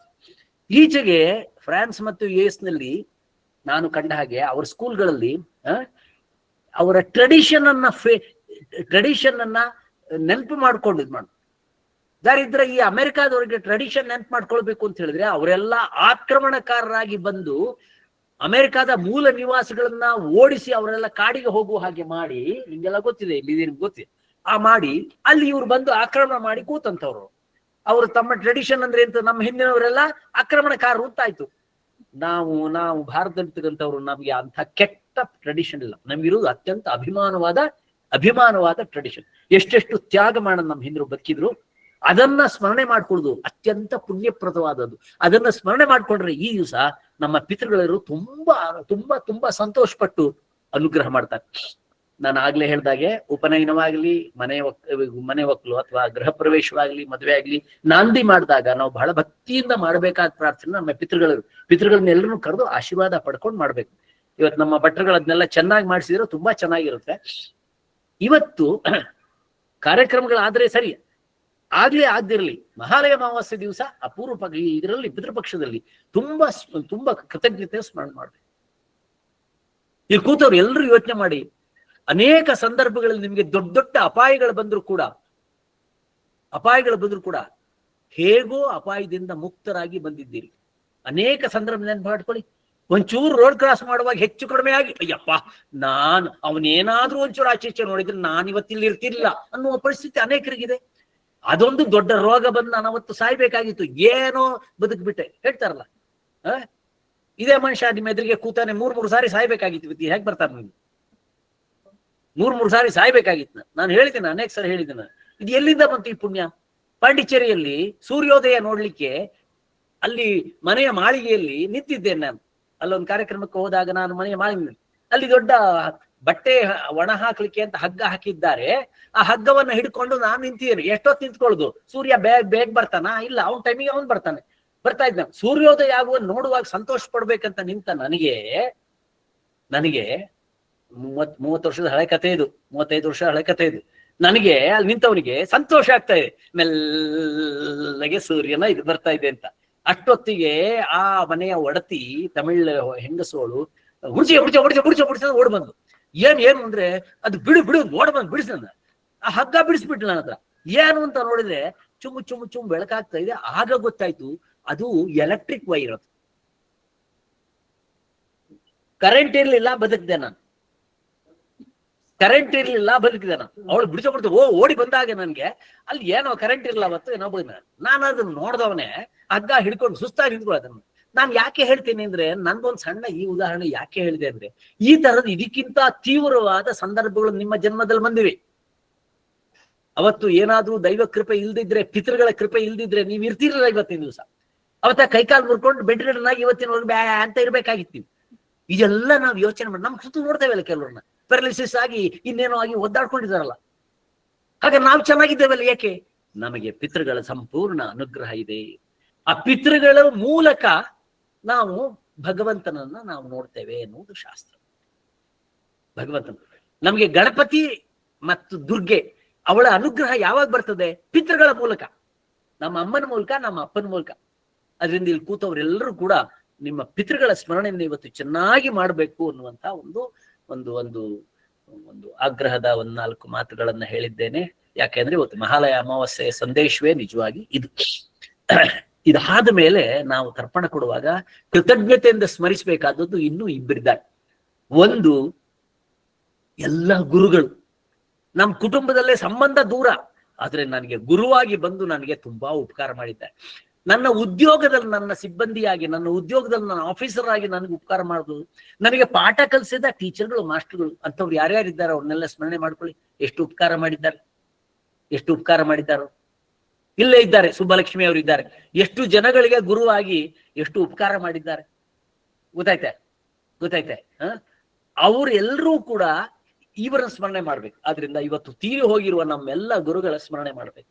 ನಾನು ನನ್ನ ಗುರುಗಳನ್ನು ಇವತ್ತು ಸ್ಮರಣೆ ಮಾಡ್ಕೊಂಡು ಅವ್ರಿಗೆ ತರ್ಪಣ ಕೊಟ್ಟಿದ್ದೇನೆ. ನೆನಪು ಮಾಡ್ಕೋತೀನಿ ಅವ್ರು. ಅವತ್ತು ಅವ್ರು ಯಾರಾದ್ರೂ ನನ್ನ ಕೈ ಹಿಡಿದೇ ಇದ್ದಿದ್ರೆ ನನಗೆ ಏನಾಗ್ತಿತ್ತು ಇವತ್ತು ಯೋಚನೆ ಮಾಡುವ.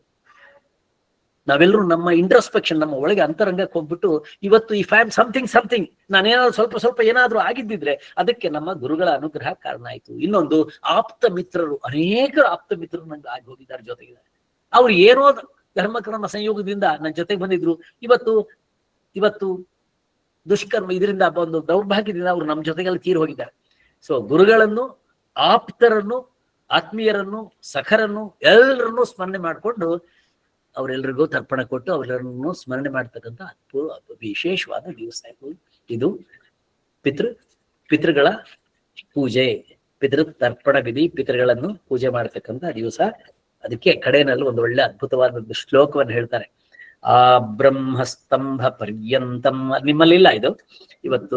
ಇವತ್ತು ಸಾಮಾನ್ಯವಾಗಿ ನಮ್ಮ ತರ್ಪಣ ಸಂದರ್ಭದಲ್ಲಿ ಹೇಳ್ತಕ್ಕಂಥ ಒಂದು ಆ ಬ್ರಹ್ಮಸ್ತಂಭ ಪರ್ಯಂತಂ. ಎಲ್ಲ ಸಂಸ್ಕೃತ ಕಲಿತಿದ್ದೀರಿ, ಕಲಿತಾ ಇದ್ದೀರಿ, ಅರ್ಥ ಆಗತ್ತೆ ನಿಮ್ಗೆ ಇದು. ಆ ಬ್ರಹ್ಮ, ಸ್ಟಾರ್ಟಿಂಗ್ ಫ್ರಮ್ ಬ್ರಹ್ಮ, ಚತುರ್ಮುಖ ಬ್ರಹ್ಮ ಇದಲ್ಲ, ಈ ಸೃಷ್ಟಿಕರ್ತ ಬ್ರಹ್ಮನಿಂದ ಹಿಡಿದು ಇಲ್ಲಿವರೆಗೆ ಸ್ತಂಭ ಪರ್ಯಂತಂ, ಸಣ್ಣ ಕಲ್ಲು ಕಂಬದವರೆಗೆ. ದೇವರ್ಷಿ ಪಿತೃಮಾನವಾಹ, ದೇವತೆಗಳು, ಋಷಿಗಳು, ಪಿತೃಗಳು ಅವರೆಲ್ಲರೂ ಕೂಡ ಇವತ್ತು ನನ್ನ ಪೂಜೆಯಿಂದ ನನ್ನ ಅರ್ಚನೆಯಿಂದ ಅಥವಾ ಇವತ್ತು ನನ್ನ ತರ್ಪಣದಿಂದ, ಪಿತೃಪಕ್ಷದ ಈ ದಿವಸ ತೃಪ್ತರಾಗಲಿ. ಸರ್ವೇ, ಎಲ್ಲ ಪಿತೃಗಳು ಕೂಡ ತೃಪ್ತರಾಗಲಿ. ಪಿತೃಮಾತಾ ಮಹಾದಯಾ, ತಾಯಿಯರು, ತಂದೆಯರು ಎಲ್ಲರೂ ಕೂಡ ಅತೀತ ಕುಲಕೋಟಿನಾಂ ಸಪ್ತದ್ವೀಪ ನಿವಾಸಿನಾಂ. ಕೆಲವರು ಇಲ್ಲಿಲ್ಲ, ಅಮೆರಿಕಾದಲ್ಲಿ ಇದ್ದಾರೆ, ನೆದರ್ಲೆಂಡ್ಸ್ ಅಲ್ಲಿ ಇದ್ದಾರೆ, ಎಲ್ಲೆಲ್ಲೂ ಇದ್ದಾರೆ, ಸಪ್ತದ್ವೀಪಗಳು ಅಲ್ಲೆಲ್ಲ ಇದ್ದಾರೆ. ಅಲ್ಲಿರ್ತಕ್ಕಂತಹ ಎಲ್ಲರಿಗೆ ಕೂಡ ಆ ಬ್ರಹ್ಮ ಭುವನ ಲೋಕಾತಿದಮಸ್ತು ತಿಲೋದಕಂ ಅಂತ ಹೇಳ್ಬಿಟ್ಟು ಈ ತಿಲೋದಕವನ್ನು ನಾನು ಸಮರ್ಪಣೆ ಮಾಡ್ತಾ ಇದ್ದೇನೆ ಅನ್ನುವ ಈ ಭಾವನೆಯಿಂದ, ನಾವು ತಿಲೋದಕವನ್ನು ಕೊಟ್ಬಿಟ್ರೆ ಅದೇನೋ ಆಯ್ತು ಅಂತ ಅರ್ಥ ಅಲ್ಲ. ಈ ಭಾವನೆ ಇದೆಯಲ್ಲ, ಇದು ಬಹಳ ದೊಡ್ಡದಾದಂಥದ್ದು ಮಾಡ್ಬೇಕು ಅಂತ. ಅದ್ರ ಜೊತೆಗೆ ನಮ್ಮಲ್ಲಿ ಅನೇಕರು ಸತ್ತು ಹೋಗಿದ್ದಾರೆ ನಮ್ಮ ಕುಟುಂಬದಲ್ಲಿ, ಅವ್ರಿಗೆ ಗೊತ್ತಿಲ್ಲ ನಮ್ಗೆ. ಅದಕ್ಕೋಸ್ಕರ ಏಕೇಚ ಅಸ್ಮತ್ ಕುಲೇ ಜಾತಾಹ, ಸಂಸ್ಕೃತದಲ್ಲಿ ನಿಮ್ಗೆ ಗೊತ್ತು. ಏ ಅಂದ್ರೆ ಯಾರು, ಕೆ ಏ ಕೆ ಯಾರ್ಯಾರು, ಯಾರು ಅವರು. ಅಸ್ಮತ್ ಕುಲೇ ಜಾತಃ, ನಮ್ಮ ಕುಲದಲ್ಲಿ ಯಾರು ಹುಟ್ಟಿದ್ದಾರೆ. ಆ ಪುತ್ರ ಗೋತ್ರಿಣೋ ಮೃತ, ಕೆಲವರು ಅವರಿಗೆ ಅನಂತರ ಶ್ರಾದ್ದ ಕರ್ಮ ಮಾಡ್ಲಿಕ್ಕೆ ಪುತ್ರರಿಲ್ಲ. ಅಪುತ್ರ ಗೋತ್ರಿಣೋ ಮೃತ ತೇ ಗೃಣ್ಣಂತು ಮಯಾ ದತ್ತಂ ಶ್ರದ್ಧಾ ದತ್ತಂ ತಿರೋದಕಂ ಅಂತ ಹೇಳಿ ಅವರೆಲ್ಲರಿಗೂ ಕೂಡ ಹೇಳ್ಬಿಟ್ಟು ಜ್ಞಾತ ಅಜ್ಞಾತ ಬಂಧು ಮಿತ್ರ ಕುಲ ಬಾಂಧವೇಭ್ಯೋ ಸ್ವಧಾ ನಮಸ್ತರ್ಪಯಾಮಿ ತರ್ಪಯಾಮಿ ತರ್ಪಯಾಮಿ ಅಂತ ಇವತ್ತು ಹೇಳ್ಬಿಟ್ಟು ಎಲ್ರಿಗೂ ತೃಪ್ತಿಪಡಿಸ್ತೇವೆ. ಈ ಮಂತ್ರದ ಅರ್ಥ, ಅದಕ್ಕಿಂತ ಹೆಚ್ಚಾಗಿ ಈ ಮಂತ್ರದ ಹಿಂದಿರುವ ಒಂದು ಭಾವನೆಗಳನ್ನು ನೀವೆಲ್ಲರೂ ಕೂಡ ಅದ್ಕೊಂಡಿದ್ದೀರಿ ಅಂತ ಹೇಳ್ಕೊಳ್ತಾ, ಇವತ್ತು ಬಹಳ ಅರ್ಥಪೂರ್ಣವಾಗಿ ನಾವು ಪಿತೃಗಳ ಪೂಜೆಯನ್ನು ಮಾಡಿದ್ದೇವೆ.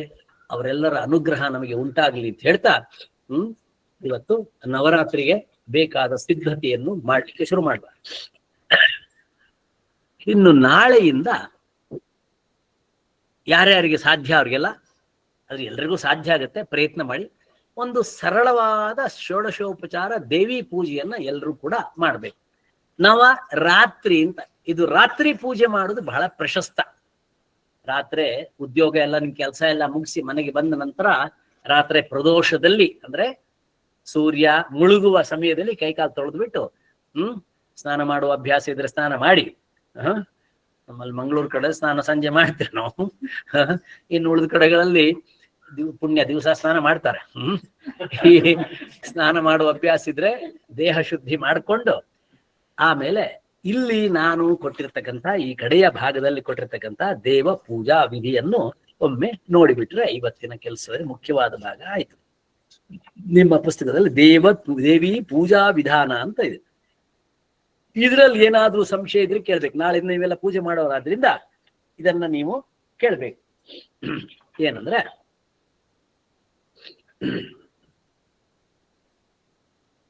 ಇದು ಜಗದ್ಗುರು ಆದಿಶಂಕರಾಚಾರ್ಯರು ಮಾನಸ ಪೂಜಾ ವಿಧಿ ಅಂತ ಒಂದನ್ನ ಮಾಡಿದ್ದಾರೆ. ಮಾನಸ ಪೂಜಾ ವಿಧಿ ಅಂತ ಅಂದ್ರೆ ಮನಸ್ಸಿನಿಂದಲೇ, ಏನಿಲ್ಲದೆ ಇದ್ರು ಮನಸ್ಸಿನಿಂದಲೇ ಮಾಡುವಂತ ಅದ್ಭುತವಾದ ಪೂಜೆ ಇದು. ಅದರ ಒಂದು ಆಧಾರದ ಮೇಲೆ ಡಿಸೈನ್ ಮಾಡಿರ್ತಕ್ಕಂಥ ದೇವಿ ಪೂಜಾ ವಿಧಾನ ಇದು. ಕಡೆಯ 3 ಪೇಜ್ಗಳಲ್ಲಿದೆ. ಯಾರ್ಯಾರು ಪ್ರಿಂಟ್ಔಟ್ ತೆಕ್ಕೊಂಡು ಈ ಕ್ಲಾಸಿಗೆ ಬಂದು ಕೂತಿದ್ದೀರಿ, ಗುಡ್. ಇಲ್ಲದೆ ಇದ್ರೆ ಮತ್ತೆ ಯಾರು ನೀವು ಇದನ್ನ ನೋಡಬಹುದು. ಇದನ್ನ ಸ್ಕ್ರೀನ್ ಮೇಲೆ ಹಾಕಿದ್ದಾರೆ, ದೇವಿ ಪೂಜಾ ವಿಧಾನ. ಇದರಲ್ಲಿ ಮೊದಲನೇದು ಪ್ರಾರ್ಥನೆ. ಎಲ್ರಿಗೂ ಬರುವ ಪ್ರಾರ್ಥನೆ ಇದನ್ನ ಹೇಳ್ತೀನಿ. ಸೊ ಮೊದಲು ಮಾಡ್ಬೇಕಾದೇನು, ಕೈಕಾಲು ತೊಳ್ಕೊಳ್ಳೋದು, ಸಾಧ್ಯ ಆದ್ರೆ ಸ್ನಾನ, ಇಲ್ಲ ಕೈಕಾಲು ತೊಳ್ಕೊಂಡು ಬಂದ್ಬಿಟ್ಟು ಸಂಜೆ ಕೂತ್ಕೊಳ್ಳೋದು. ಇಲ್ಲ ನಾವು ಬೆಳಗ್ಗೆನೆ ಮಾಡ್ತೀವಿ, ಸಂಜೆ ಕಷ್ಟ ಆಗುತ್ತೆ, ಮಾಡಿ, ತೊಂದರೆ ಇಲ್ಲ.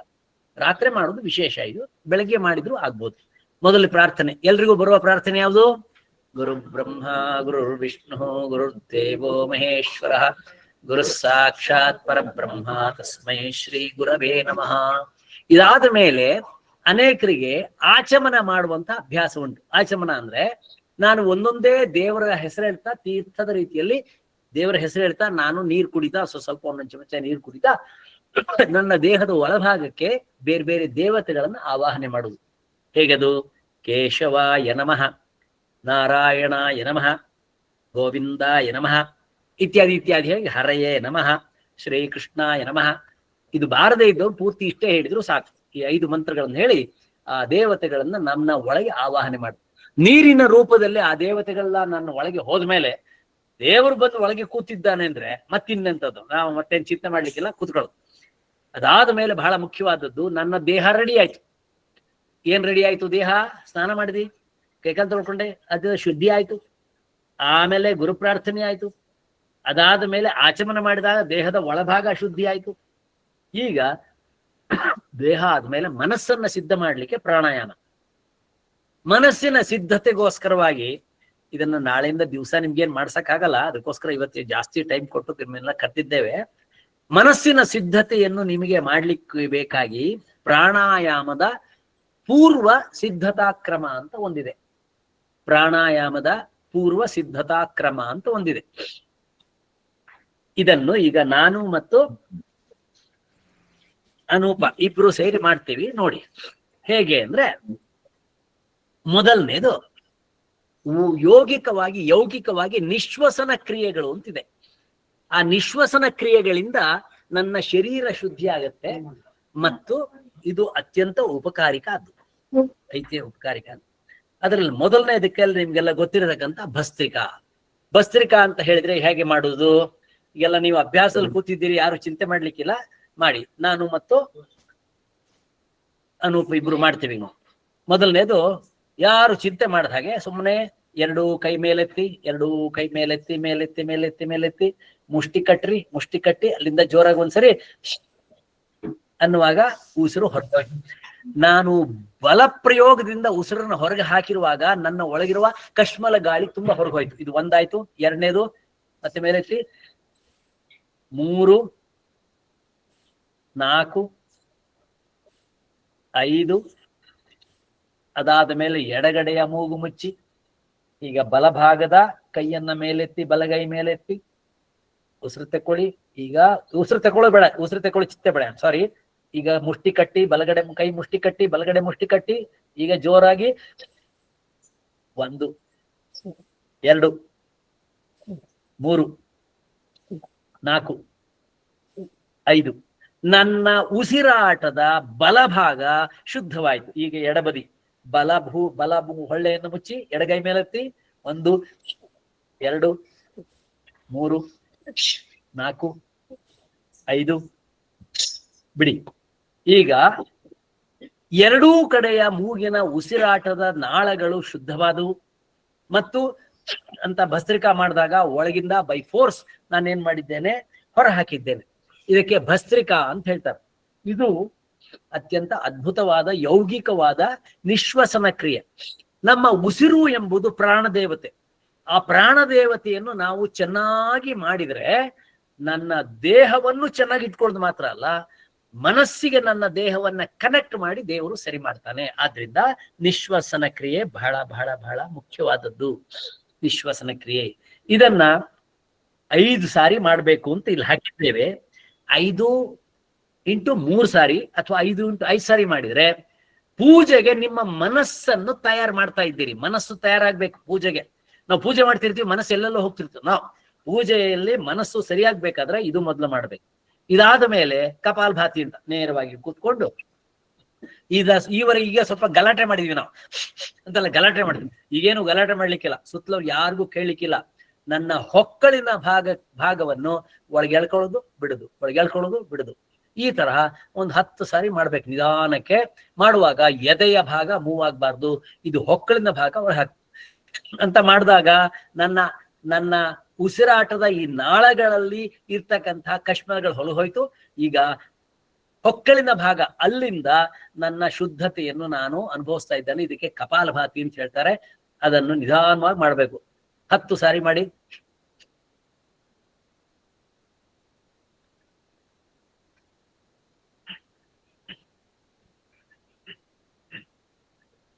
ಇದನ್ನು 10 × 3 ಸಾರಿ ಮಾಡಿದಾಗ, ಕಣ್ಣು ಮುಚ್ಕೊಂಡು ಮಾಡಿದಾಗ ನಿಮ್ಮ ಗಮನವೆಲ್ಲ ನಾಭಿಯ ಕಡೆಗಿದ್ದು ಈ ಮೂವ್ಮೆಂಟ್ ಮಾಡುವುದರಿಂದ ಒಳಗಿನ ಶುದ್ಧತೆ ಸ್ಟಾರ್ಟ್ ಆಗಿ ನಿಮ್ಮ ಮುಂದಿನ ಕೆಲಸಕ್ಕೆ ತುಂಬಾ ಅನುಕೂಲ ಆಗತ್ತೆ.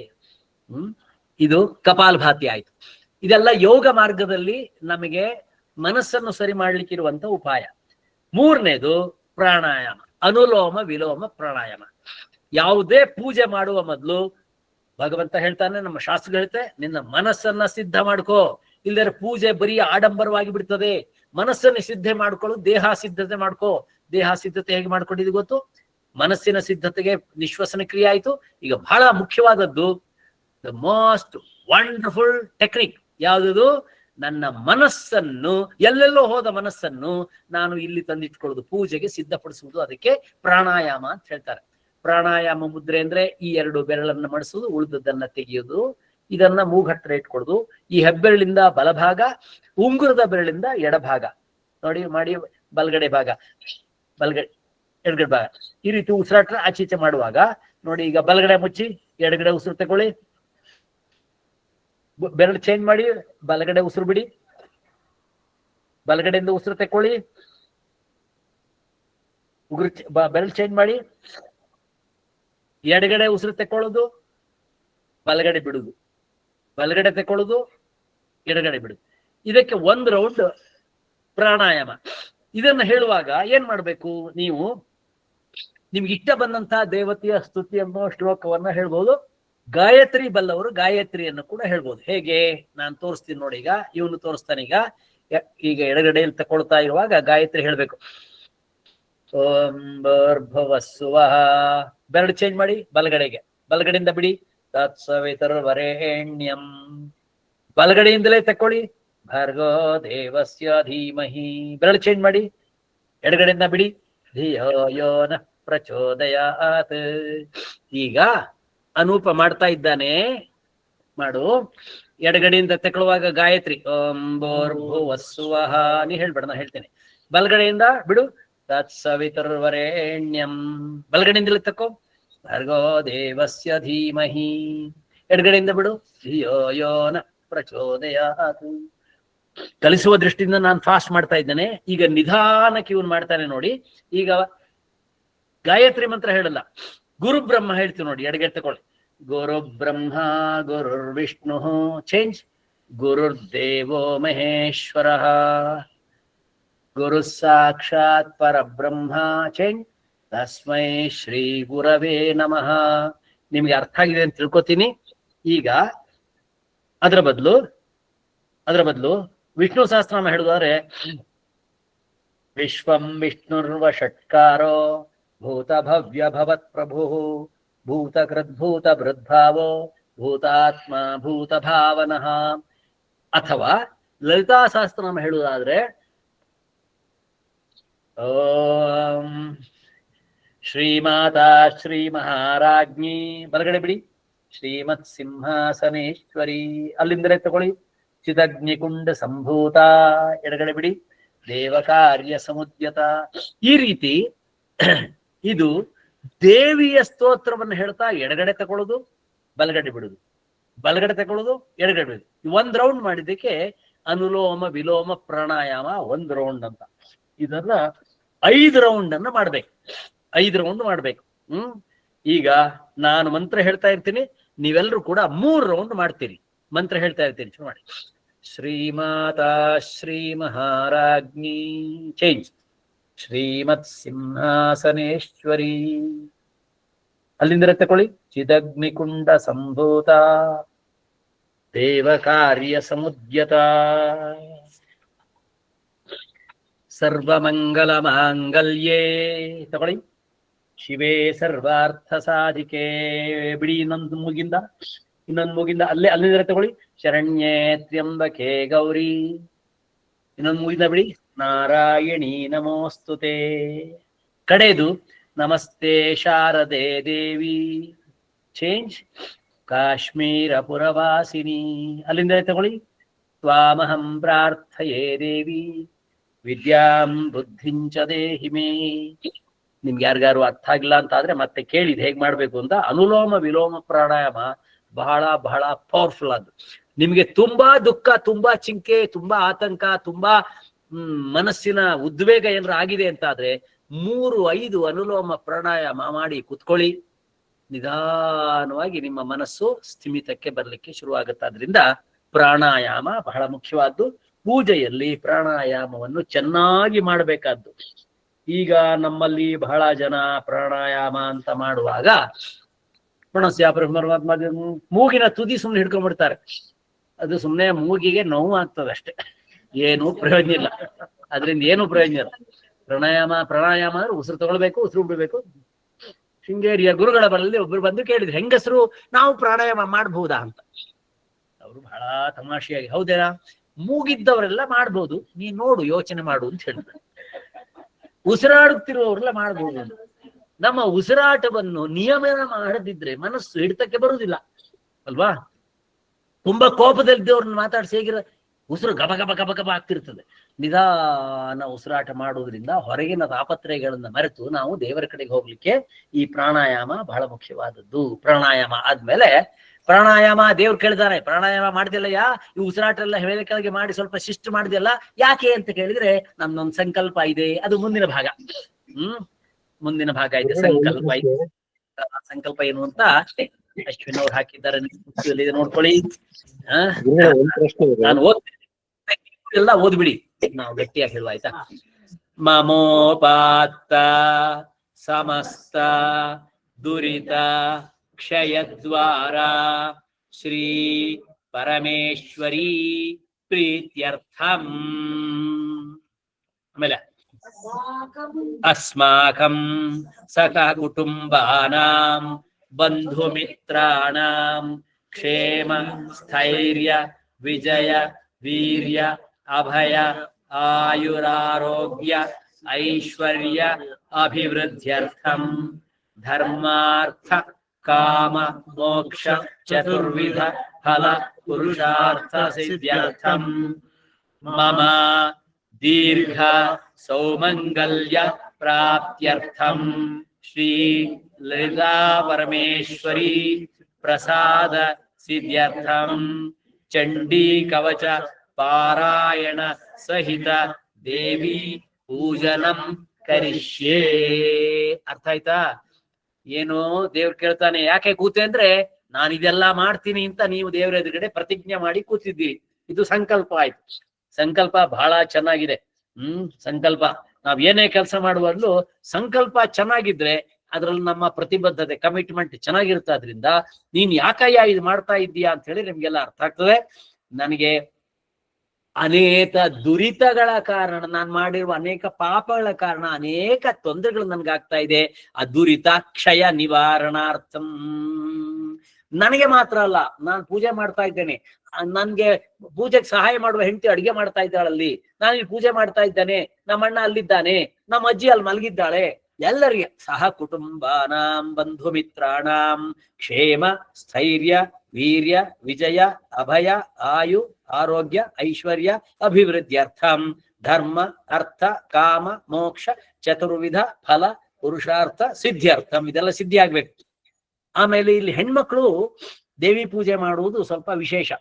ಪೂಜೆ ಮಾಡುವಾಗ ಹೆಣ್ಮಕ್ಳು ಪೂಜೆ ಮಾಡ್ತಾ ಇದ್ರೆ ಆ ದೇವಿಗೆ ಒಂದ್ ಸ್ವಲ್ಪ ಪಕ್ಷಪಾತ. ಅವಳಿಗೆ ಪೂಜೆ ಮಾಡ್ತಾ ಇದ್ದಾರೆ, ಯಾರು ಮಾಡ್ತಿದ್ದಾರೆ? ಗಂಡಸರು ಮಾಡ್ತಾ ಇದ್ದಾರಾ? ಆಗ್ಲಿ, ಒಳ್ಳೇದಾಗ್ಲಿ. ಹೆಂಗಸರು ಮಾಡ್ತಾ ಇದ್ದಾರಾ? Very good. ಒಂದ್ ಸ್ವಲ್ಪ ಅವಳಿಗೆ ಸ್ವಲ್ಪ ಇಷ್ಟ ಅವಳಿಗೆ. ಹಾಗಾಗಿ ಅವರಿಗೆ ಕೇಳ್ತಾಳೆ, ನಿಂಗೇನ್ ಬೇಕು ನಿಂಗೆ ಅಂದ್ರೆ ಮಮ ದೀರ್ಘ ಸೌಮಂಗಲ್ಯ ಪ್ರಾಪ್ತ್ಯರ್ಥಂ. ಹೆಣ್ಮಕ್ಳಿಗೆ ಇವತ್ತು ಬಹಳ ವಿಶೇಷವಾಗಿ ದೀರ್ಘಕಾಲ ಸುಮಂಗಲಿಯಾಗಿ ಬಾಳ್ಬೇಕು ಅನ್ನುವ ಈ ಪುಣ್ಯವನ್ನ ಭಗವಂತ ಅನುಗ್ರಹಿಸಬೇಕು. ದೀರ್ಘ ಸೌಮಂಗಲ್ಯ ಅಭಿವೃದ್ಧ್ಯರ್ಥಂ. ಸುಮಂಗಲಿಯಾಗಿ ಎರಡರ್ಥ. ಒಂದು ಸುಮಂಗಲಿಯಾಗಿರುವುದು ಅಂತ ಹೇಳಿದ್ರೆ ಗಂಡನ ಜೊತೆಗೆ ಬಾಳ್ತಾ ಇರುವಂತದ್ದು ಒಂದರ್ಥ. ಇನ್ನೊಂದು ಎಲ್ಲವೂ ಒಳ್ಳೇದಾಗ್ಬೇಕು. ನನಗೆ ಗಂಡ ಇಲ್ಲ, ಆದ್ರೆ ಮಕ್ಕಳು ಮನೆಯಲ್ಲಿ ಕುಟುಂಬದವರು ಎಲ್ಲ ಬಹಳ ಚೆನ್ನಾಗಿ ನೋಡ್ಕೋತಾ ಇದ್ರೆ ಎಲ್ಲವೂ ಮಂಗಳಮಯವಾಗಿದೆ, ಭದ್ರಂ ಶುಭಂ ಮಂಗಳಂ ಎಲ್ಲ ಆಗ್ತಾ ಇದೆ ಅಂದ್ರೆ ಅದು ಸೌಮಂಗಲ್ಯ. ಸೌಮಂಗಲ್ಯ. ಗಂಡ ಇದ್ದಾನೆ, ಮನೆಯಲ್ಲಿ ಎಲ್ಲರೂ ಇದ್ದಾರೆ, ಬೇಕಾಷ್ಟು ದುಡ್ಡಿದೆ, ಆದ್ರೆ ನಂಗೆ ಕಂಡ ಬಟ್ರೆ ಶುಗರ್ ಬಿ ಪಿ ಎಲ್ಲ ಬಂದು ನಾನು ಹಾಸ್ಪಿಟಲೈಸ್ ಆಗಿ ಓಹೋ ಒದ್ದಾಡ್ತಿದ್ದೇನೆ ಅಂದ್ರೆ ಅದಲ್ಲ. ಅದಲ್ಲ. ಗಂಡ ಇಲ್ಲದೆ ಇದ್ರು ಕೂಡ, ಮನೇಲಿ ಯಾರೋ ನಷ್ಟವಾಗಿದ್ರು ಏನಿದ್ರು ಕೂಡ ನನಗೆ ಒಟ್ಟು ಕುಟುಂಬದಲ್ಲಿ ನನಗೆ ಏನಿದೆ ಅಂದ್ರೆ ಸೌಮಂಗಲ್ಯ ಅಭಿವೃದ್ಧ್ಯರ್ಥಂ ಇದು ಬೇಕು ನನಗೆ, ಪ್ರಾಪ್ತ್ಯರ್ಥಂ. ಅದಕ್ಕೆಲ್ಲ ದೇವಿ ಯಾರು? ಲಲಿತಾ ಪರಮೇಶ್ವರಿ ಅಂದ್ರೆ ಯಾರು? ಮಹಾಲಕ್ಷ್ಮಿ, ಮಹಾಸರಸ್ವತಿ, ದುರ್ಗಾ ಪರಮೇಶ್ವರಿ, ದುರ್ಗೆ. ಈ ಮೂರೂ ಸೇರಿದ ದೇವಿಯನ್ನು ಒಬ್ಬಳೇ ದೇವಿ, ಬೇರೆ ಬೇರೆ ರೋಲ್ಸ್. ಅದು ಲಲಿತಾ ಪರಮೇಶ್ವರಿ ಪ್ರಸಾದ ಸಿದ್ಧ್ಯರ್ಥಂ. ಒಮ್ಮೆ ದೇವಿ ಪ್ರಸಾದ ಕೊಟ್ಟ ಮೇಲೆ ಮತ್ತಿನ್ನೇನ್ ಬೇಕು? ಅದಕ್ಕೆ ಬಹಳ ಪವರ್ಫುಲ್ ಆದಂತ ಒಂದ್ ಮಂತ್ರ ಇದೆ. ಅದಕ್ಕೆ ಬಹಳ ಪವರ್ಫುಲ್ ಆದಂತ ಒಂದ್ ಮಂತ್ರ ಇದೆ. ಅದನ್ನು ಆರಂಭದಲ್ಲಿಯೇ ಮಾರ್ಕಾಂಡೇಯ ಋಷಿಗಳು ಬೋಧಿಸಿ ಬಿಡ್ತಾರೆ. ಅದು ಸಪ್ತಶತಿಯಲ್ಲಿ ಇರ್ತಕ್ಕಂಥದ್ದು. ನೀವು ಪೂರ್ತಿ ಸಪ್ತಶತಿ ಓದ್ತೀರಾ ಬಿಡ್ತೀರಾ ಬಿಡಿ, ನನ್ಗಲ್ಲ, ಓದ್ರಿ ಒಳ್ಳೇದು. ಇಲ್ಲ ಅಂದ್ರೆ ಇದೊಂದು ಭಾರಿ ಇಂಪಾರ್ಟೆಂಟ್. ಇದು ಭಾರಿ ಇಂಪಾರ್ಟೆಂಟ್, ಭಾರಿ ಇಂಪಾರ್ಟೆಂಟ್.